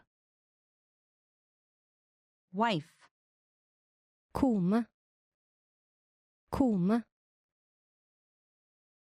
Wine. Vin. Vin. Woman. Kvinne. Kvinne. Year. År. År. Yesterday. I går. I går. Hello everybody, welcome back to Top Norwegian Words. Today we're gonna look at the 10 hardest words to pronounce in Norwegian. Let's start. Brød. Bread. Brød. Bread. Kneippbrød er veldig vanlig i Norge. Kneip bread is very common in Norway. Actually, if you mistake the pronunciation of brød and say blø, it means bleed, so be careful. Engelsk. English. Engelsk. English. Alle bør lære seg engelsk for å kommunisere med andre. Everybody should learn English to communicate with others. Svensk, dansk, tysk, finsk. You can see that all the Norwegian language words actually ends in sk. Hårføner. Hair dryer. Hårføner. Hair dryer. Jeg bruker aldri hårføner til å tørke håret mitt. I never use a hair dryer to dry my hair. Actually, I'm kind of lazy myself, so often I don't use a hair dryer. I just let it dry naturally. Yeah. Kjole. Dress. Kjole. Dress. Denne kjolen er veldig fin. This dress is really nice. One thing you have to be careful about in Norwegian is that the word dress, if you say dress, it actually means suit. So don't mix them up. Kjøtt. Meat. Kjøtt. Meat. Jeg spiser ikke kjøtt. I don't eat meat. Well, you know, everybody say that it's good for the environment not to eat meat. And I wish I had enough willpower to become a vegetarian, but not yet. Maybe in the future? Who knows? Nysgjerrig. Curious. Nysgjerrig. Curious. Hunden veldig nysgjerrig på hva katten gjør. The dog is very curious about what the cat is doing. I used to have a dog, and my dog didn't care about cats at all. I think cats and dogs are usually not really good friends, but sometimes they just ignore each other, I guess. Øl, beer. Øl, beer. En kald øl veldig passende i sommerværet. A cold beer suits the summer weather well. So I think some of you might have problems pronouncing ö. It kind of sounds like somebody hits you in the stomach. You go like, ugh. Yeah, if you get hit in the stomach, maybe you would want to have a cold beer afterwards to cool off. Recently, you know, it's getting so popular with microbreweries. I think they have a lot of good beer, like all the locally produced beers especially. I like to try different types of beer when I go for trips and so on. Smør, butter. Smør, butter. Kan du smøre smør på brødskiven? Can you put butter on the slice of bread? In Norway, we usually have a lot of bread, brød, for breakfast, and then we usually would have smør as one of the common things to put on the bread, along with other, what we call pålegg, which is literally put on. So it's anything you put on the bread is called pålegg. Rådyr, roe deer.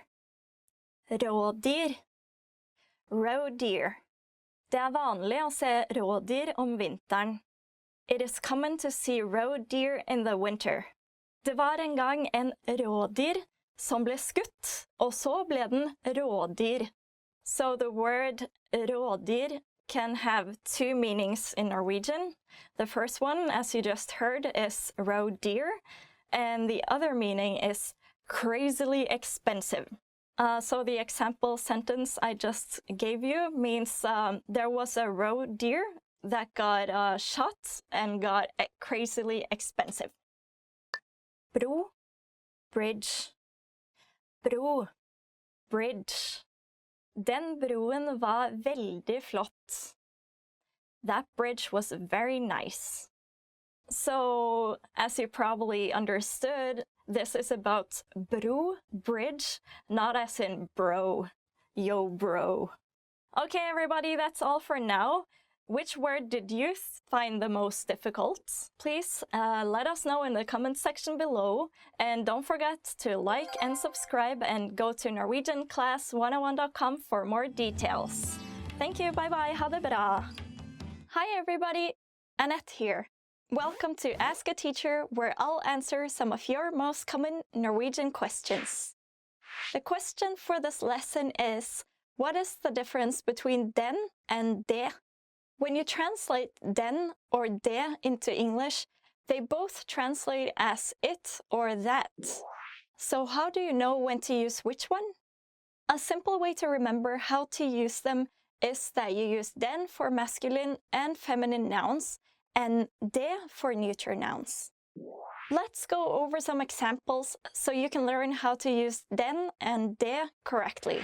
Let's say you're in a store and you want to ask how much a dress costs. In this case, you'll have to use den, since dress, kjole, is a masculine noun.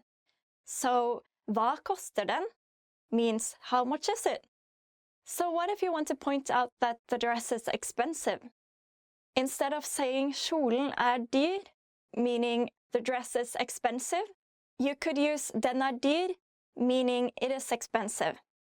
The same goes for jacket, jakke, which is a feminine noun. Here too, you would say hva koster den? Meaning how much is it? If you want to say the jacket is cheap, jakken billig, you would say den billig, meaning it is cheap instead. However, if you want to know the price of a table, bord, you have to use det because bord is a neuter noun. Then you get hva koster det, which also means how much is it? So what if you think the table is a little bit too low? Instead of saying bordet litt lavt, meaning the table is a little bit low, you can say det litt lavt, meaning it is a little bit low. That's it for this lesson. I hope I answered your question. If you have any more questions, please leave them in the comments below and I'll try to answer them. Ha det! Vi ses snart! Bye! See you soon! Hi everybody, Annette here. Welcome back to Top Norwegian Words. Today we're gonna look at 10 words you never wanna hear. So let's get started! Har du lagt på deg I det siste? Have you gained weight recently? Har du lagt på deg I det siste? Have you gained weight recently? Well, this one should be pretty obvious. We actually have a song about this topic in Norwegian. You should check it out. It goes like this. Nei, så tjukk du har blitt. Nå har du pinadø lagt på deg litt. Har du det bra? Åssen står det til? Det var lenge siden sist. This song is by Ole Ivars, so please check them out for some fun Norwegian songs. Du har et grått hår. You have a grey hair. Du har et grått hår. You have a grey hair. Yeah, you know, when people start getting closer to their 30s, then there might be some grey hairs. It's a hard topic to talk about. Det var det jeg sa. I told you so. Det var det jeg sa. I told you so. Yeah, this reminds me of my childhood, like playing around and arguing with my brother. It's like, det var det jeg sa. Du har sparken. You're fired. Du har sparken. You're fired. Luckily, this is something I haven't experienced yet, but that's definitely something I wouldn't want to hear. Det ikke deg, det meg. It's not you, it's me. Det ikke deg, det meg. It is not you, it's me. I think this sentence is a little bit of a cliché, perhaps. But truth to be told, you know, nowadays, some people even break up through SMS, so who knows? Takk for CV-en, men stillingen blitt fylt. Thank you for your resume. However, the position has been filled. Takk for CV-en, men stillingen har blitt fylt. Thank you for your resume. However, the position has already been filled. Yeah, these days it's getting really hard to find jobs in Norway. So you have to practice hard with your Norwegian in order to not hear this phrase when you apply for jobs. Vi burde treffe andre. We should see other people. Vi burde treffe andre. We should see other people. No, don't say that. No, just one more chance. Come on. Jeg har ikke pengene dine I dag. I don't have your money today. Jeg har ikke pengene dine I dag. I don't have your money today. Yeah, this is also a good example for how to lose your friends. You should pay back your money, you know. Unnskyld, jeg glemte det. Sorry, I forgot. Unnskyld, jeg glemte det. Sorry, I forgot. Well, you know, when you learn a new language, you're gonna keep forgetting a lot of stuff. It's just too much to think about at the same time. Dette ikke bra nok. This is not good enough. Dette ikke bra nok. This is not good enough. But come on, we've done this video shooting 10 times already. It must be good enough now, right?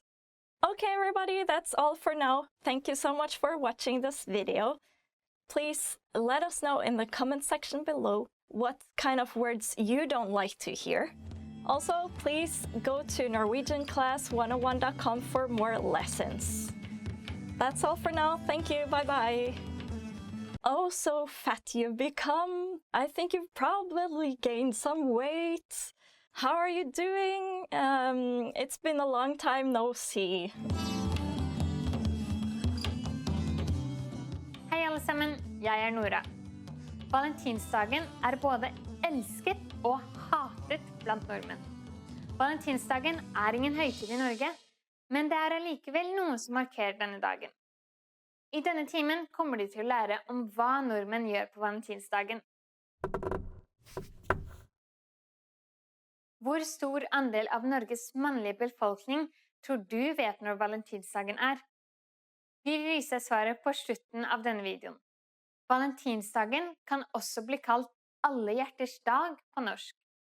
Valentinsdagen markeres den 14. februar og en dag man skal feire kjærlighet og romantikk.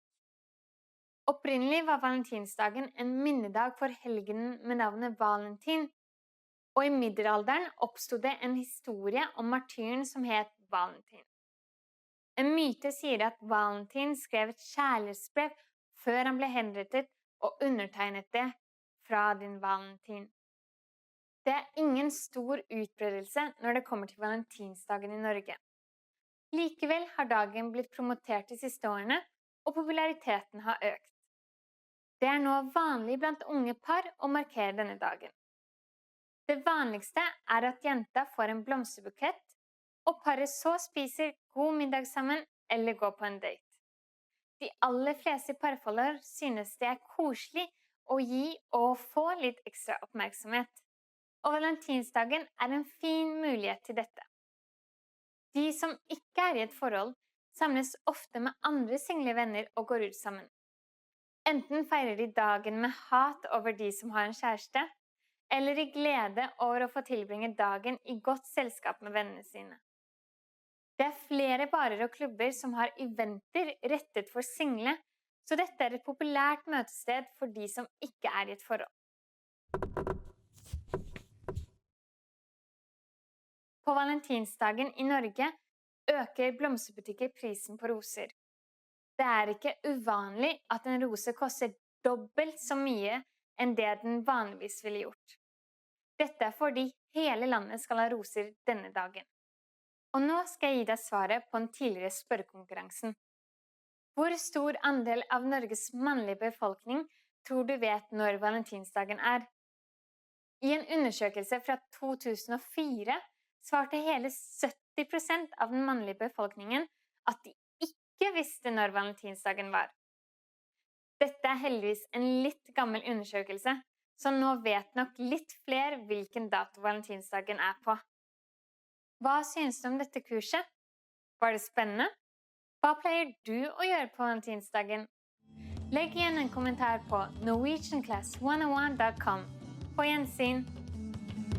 Hello everybody and welcome back to Top Norwegian Words. Today we're looking at 10 Norwegian foods. Yummy! Let's get started. Brødskive. Open-faced sandwich. Slice of bread with various spreads, lunch meats and vegetables on it. Brødskive. Open-faced sandwich. Slice of bread with various spreads, lunch meat and vegetables on it. Om du sulten nå, så kan du ta deg en brødskive. If you're hungry now, you can grab an open-faced sandwich. Brødskive is very popular in Norway. Some people have it for breakfast and for lunch. Maybe not for supper, but we do have something called kveldsmat, which we eat right before going to bed. And guess what? It's also brødskive as the main ingredients. Brunost.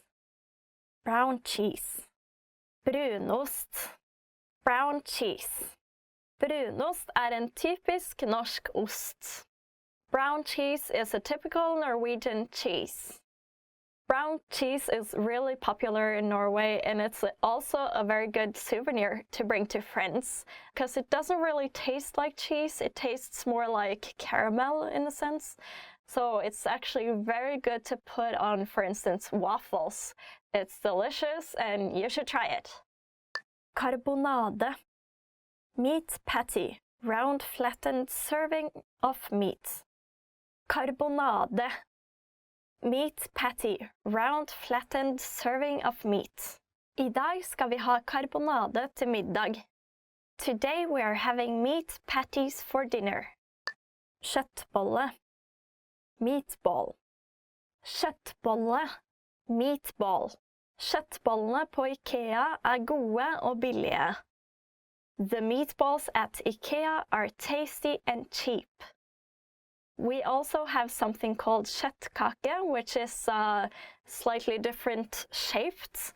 And if you analyze the words, it actually means meat cake, kjøttkake. Doesn't really sound that good, but it's just basically the same as kjøttbolle. Lutefisk, aged stockfish or dried salted whitefish and has a gelatinous texture. Lutefisk, aged stockfish or dried salted whitefish and has a gelatinous texture. I vår familie er det vanlig å spise lutefisk rundt juletider. In our family, it's common to eat lutefisk during Christmas time. I think most people either really like lutefisk or they hate it. I personally, I'm not a big fan of lutefisk, but I think you should try it and let us know what you think. Rømmegrøt. Porridge made from sour cream, whole milk, wheat flour, butter and salt. Rømmegrøt. Rømmegrøt. Porridge made from sour cream, whole milk, wheat flour, butter and salt. Jeg pleier å ha smør, kanel og sukker på min rømmegrøt. I usually have butter, cinnamon and sugar on my sour cream porridge. Rømmegrøt, or grøt in general, is something that Norwegians love. You can make your own porridge just by having wheat and milk as well. Smalahove. Sheep head dish originally eaten before Christmas. Smalahove. Sheep head dish originally eaten before Christmas. Smalahove blir ofte spist på Vestlandet.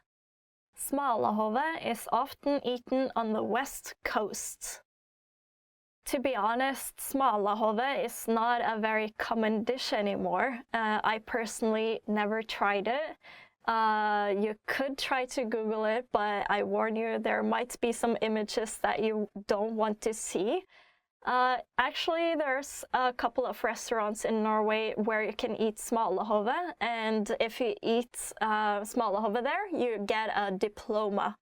That's how hardcore it is. Spekemat.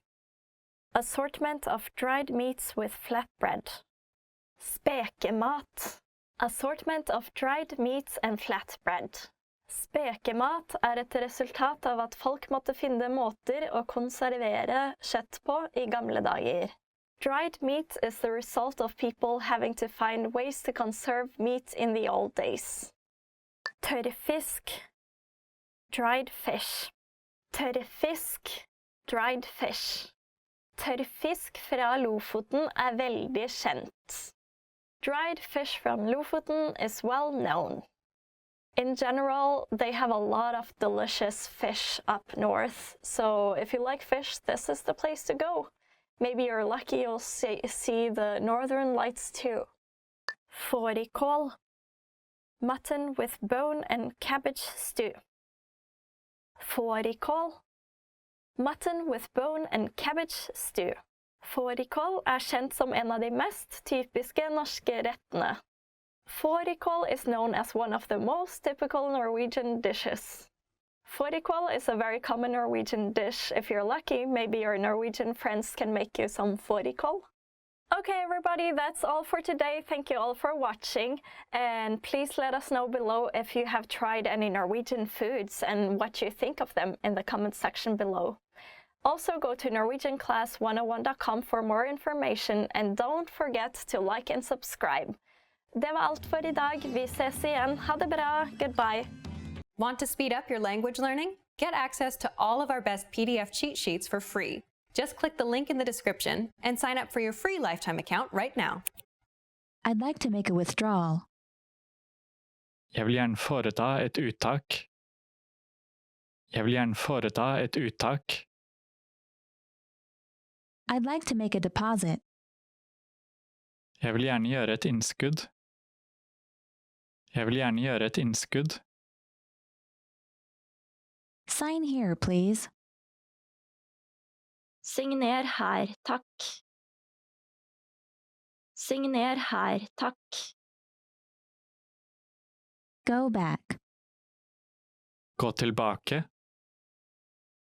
Gå tilbake. Are there any annual charges with this account? Det årlige kostnader i forbindelse med denne kontoen? Det årlige kostnader i forbindelse med denne kontoen? I'd like to open an account. Jeg vil gjerne åpne en konto. Jeg vil gjerne åpne en konto. Can I have a receipt, please? Kan jeg få en kvittering, takk? Kan jeg få en kvittering, takk? Can I have a bag, please? Kan jeg få en bag, takk? Kan jeg få en bag, takk? I'll take one of this.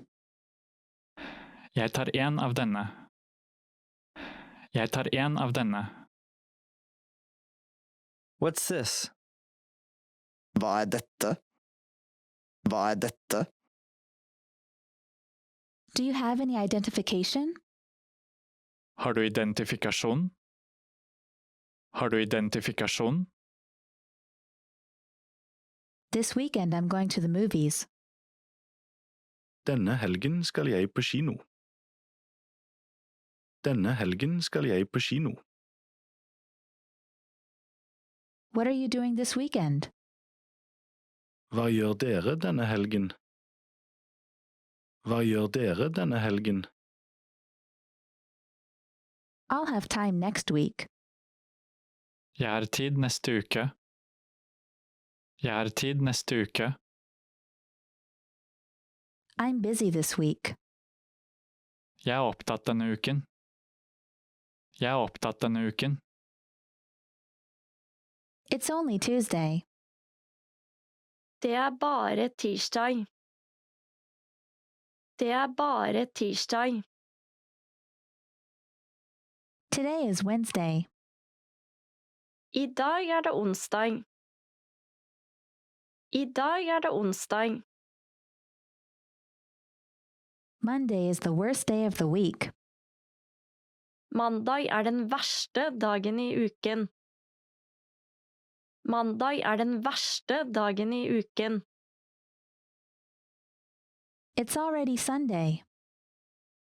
Det allerede søndag. Det allerede søndag. The day after tomorrow is Friday. Dagen etter i morgen fredag. Dagen etter i morgen fredag. What day is it today? Hvilken dag det i dag? Hvilken dag det i dag? It ends in 30 minutes. Det slutter om 30 minutter. Det slutter om 30 minutter. The flight will arrive at 8:45 p.m. Flyet vil lande klokken 20:45. Flyet vil lande klokken 20:45. It looks like it will take about 30 more minutes to get there. Det ser ut som det vil ta ca. 30 minutter å komme dit. Det ser ut som det vil ta ca. 30 minutter å komme dit. We'll arrive 30 minutes early. Vi kommer nok 30 minutter for tidlig. Vi kommer nok 30 minutter for tidlig. He's leaving now. Han går nå. Han går nå. Let's leave in 20 minutes. La oss gå om 20 minutter. La oss gå om 20 minutter. Can we leave around 6? Kan vi gå rundt 6? Kan vi gå rundt 6? Be here before noon. Vær her før middag. Vær her før middag. It's almost dusk. Det nesten skumring. Det nesten skumring. It's midnight. Det midnatt.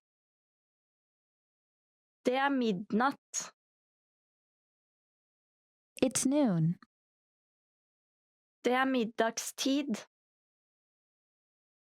Det middagstid.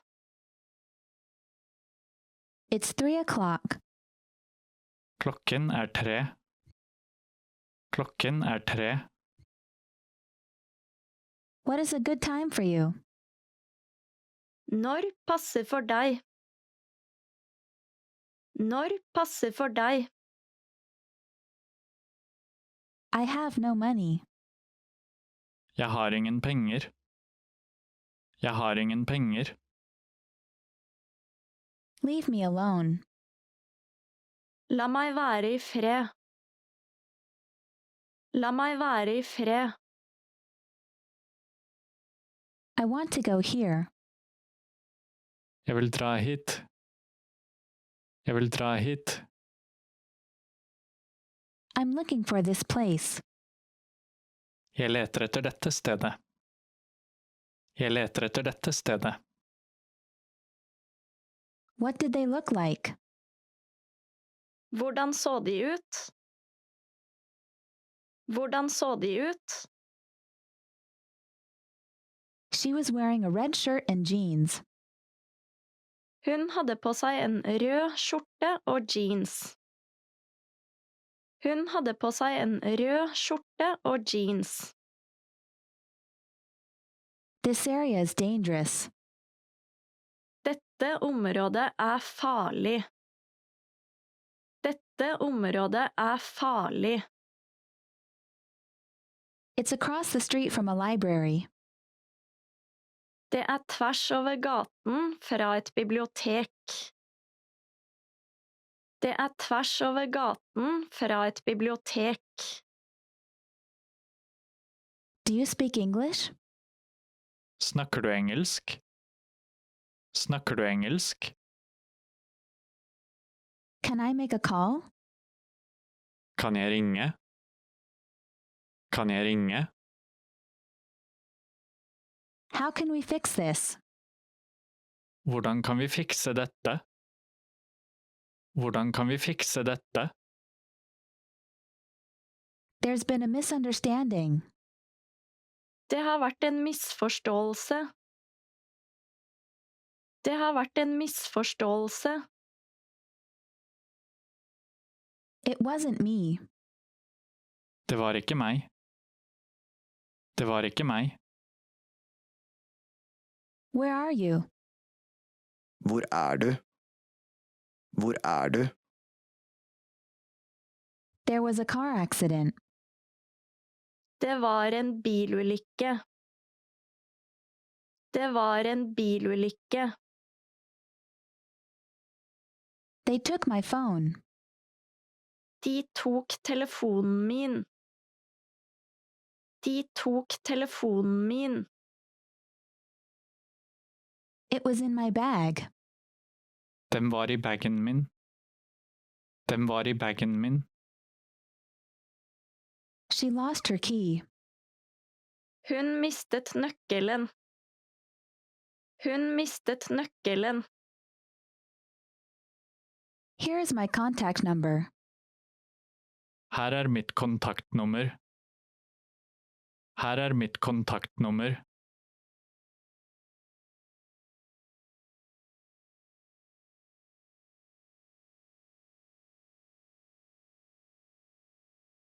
Want to speak real Norwegian from your first lesson? Sign up for your free lifetime account at norwegianclass101.com. I'm sorry. Jeg beklager. Jeg beklager. Don't worry. Ikke bekymre deg. Ikke bekymre deg. It's okay. Det er greit. Det er greit. Please? Vær så snill. Vær så snill. Please forgive me. Vennligst tilgi meg. Vennligst tilgi meg.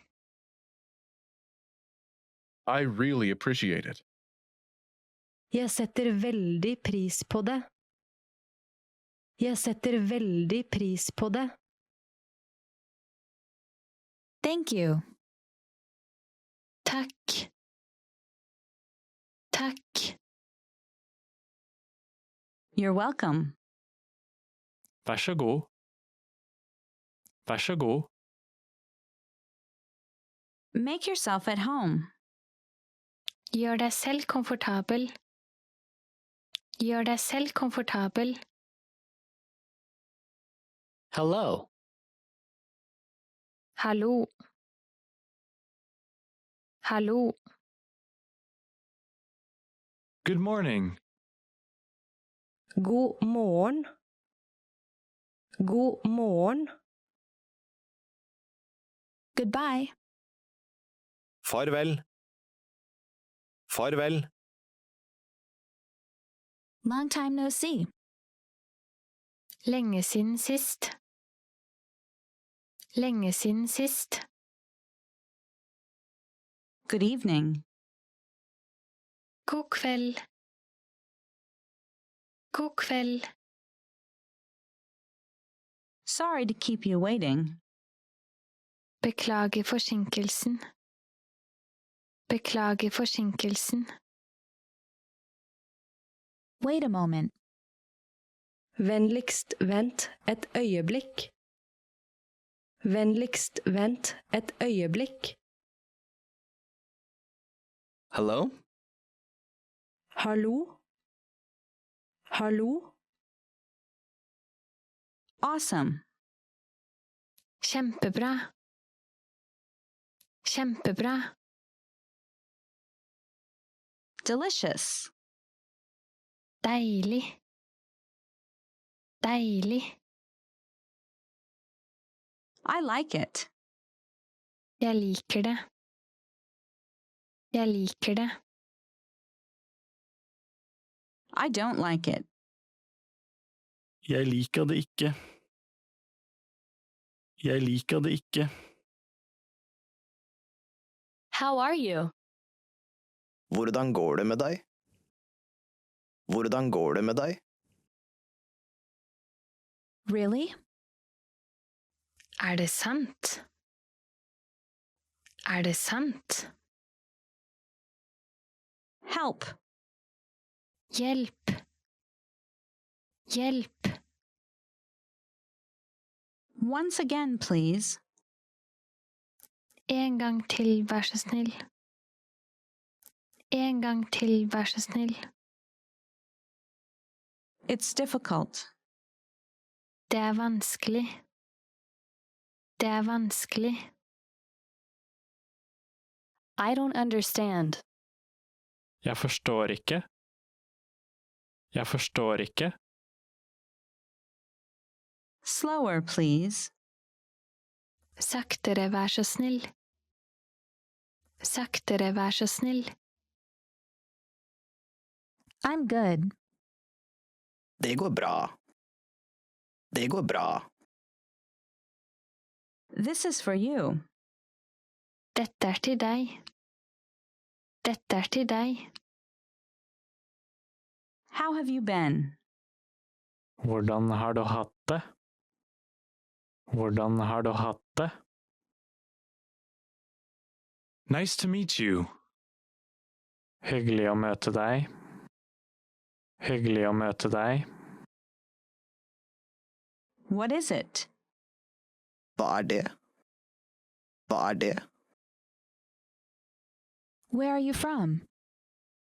Hvor er du fra? Hvor er du fra? How old are you? Hvor gammel er du? Hvor gammel er du? What's your phone number? Hva er telefonnummeret ditt? Hva er telefonnummeret ditt? What time is it? Hvor mye er klokka? Hvor mye er klokka? Ready to start? Klar til å begynne. Klar til å begynne. Can you come back later? Kan du komme tilbake senere? Kan du komme tilbake senere? Sorry, we're completely booked. Beklager, vi er helt booket. Beklager, vi er helt booket. We'll give you a call. Vi ringer deg. Vi ringer deg. I'll leave it up to you. Jeg lar det være opp til deg. Jeg lar det være opp til deg. Is the water too cold? Er vannet for kaldt? Er vannet for kaldt? Is this your first time with us? Er dette din første gang med oss? Er dette din første gang med oss? It takes 3 to 5 business days. Det tar 3 til 5 virkedager. Det tar 3 til 5 virkedager. Could I have a statement, please? Kan jeg få en uttalelse, takk? Kan jeg få en uttalelse, takk? I'd like to exchange money. Jeg vil gjerne veksle penger. Jeg vil gjerne veksle penger. Want to speed up your language learning? Get access to all of our best PDF cheat sheets for free. Just click the link in the description and sign up for your free lifetime account right now. I'm sorry. Jeg beklager. Jeg beklager. Don't worry. Ikke bekymre deg. Ikke bekymre deg. It's okay. Det er greit. Det er greit. Please? Vær så snill. Vær så snill. Please forgive me. Vennligst tilgi meg. Vennligst tilgi meg. I really appreciate it. Jeg setter veldig pris på det. Jeg setter veldig pris på det. Thank you. Takk. Takk. You're welcome. Vær så god. Vær så god. Make yourself at home. Gjør deg selv komfortabel. Gjør deg selv komfortabel. Hello. Hallo. Hallo. Good morning. God morgen. God morgen. Goodbye. Farvel. Farvel. Long time no see. Lenge siden sist.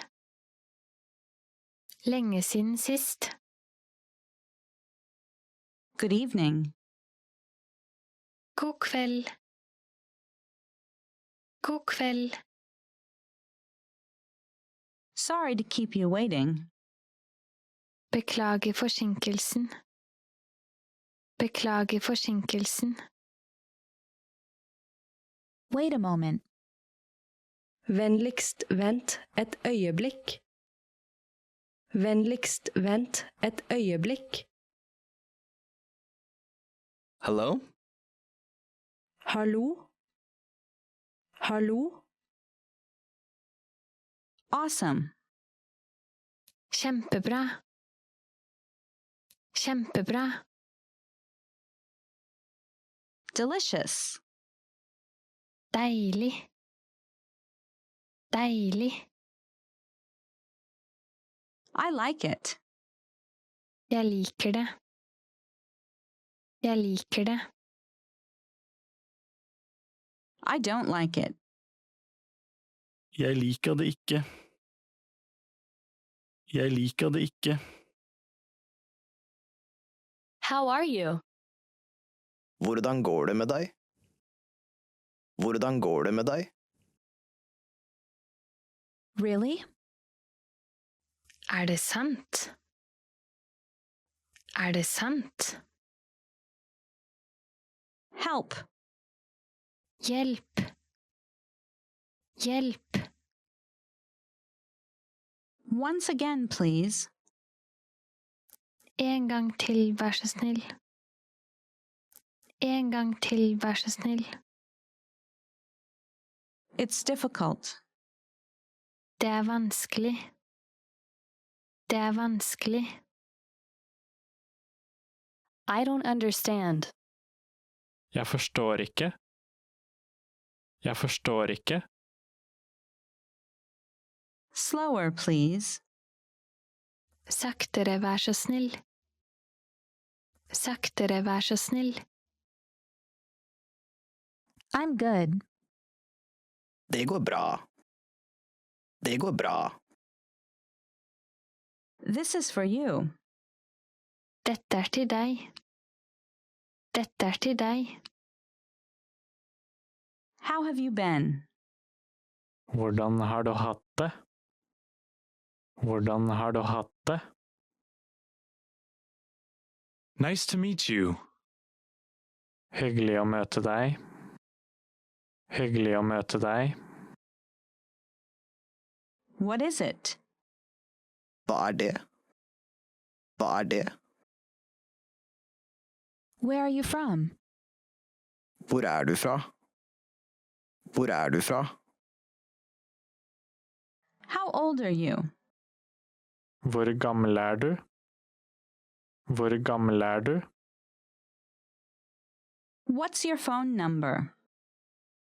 Hva er telefonnummeret ditt? Hva er telefonnummeret ditt? What time is it? Hvor mye er klokka? Hvor mye er klokka? Ready to start? Klar til å begynne. Klar til å begynne. Can you come back later? Kan du komme tilbake senere? Kan du komme tilbake senere? Sorry, we're completely booked. Beklager, vi er helt booket. Beklager, vi er helt booket. We'll give you a call. Vi ringer deg. Vi ringer deg. I'll leave it up to you. Jeg lar det være opp til deg. Jeg lar det være opp til deg. Is the water too cold? Er vannet for kaldt? Er vannet for kaldt? Is this your first time with us? Er dette din første gang med oss? Er dette din første gang med oss? It takes 3 to 5 business days. Det tar 3 til 5 virkedager. Det tar 3 til 5 virkedager. Could I have a statement, please? Kan jeg få en uttalelse, takk? Kan jeg få en uttalelse, takk? I'd like to exchange money. Jeg vil gjerne veksle penger. Jeg vil gjerne veksle penger. Great work! Here's a reward. Speed up your language learning with our PDF lessons. Get all of our best PDF cheat sheets and ebooks for free. Just click the link in the description.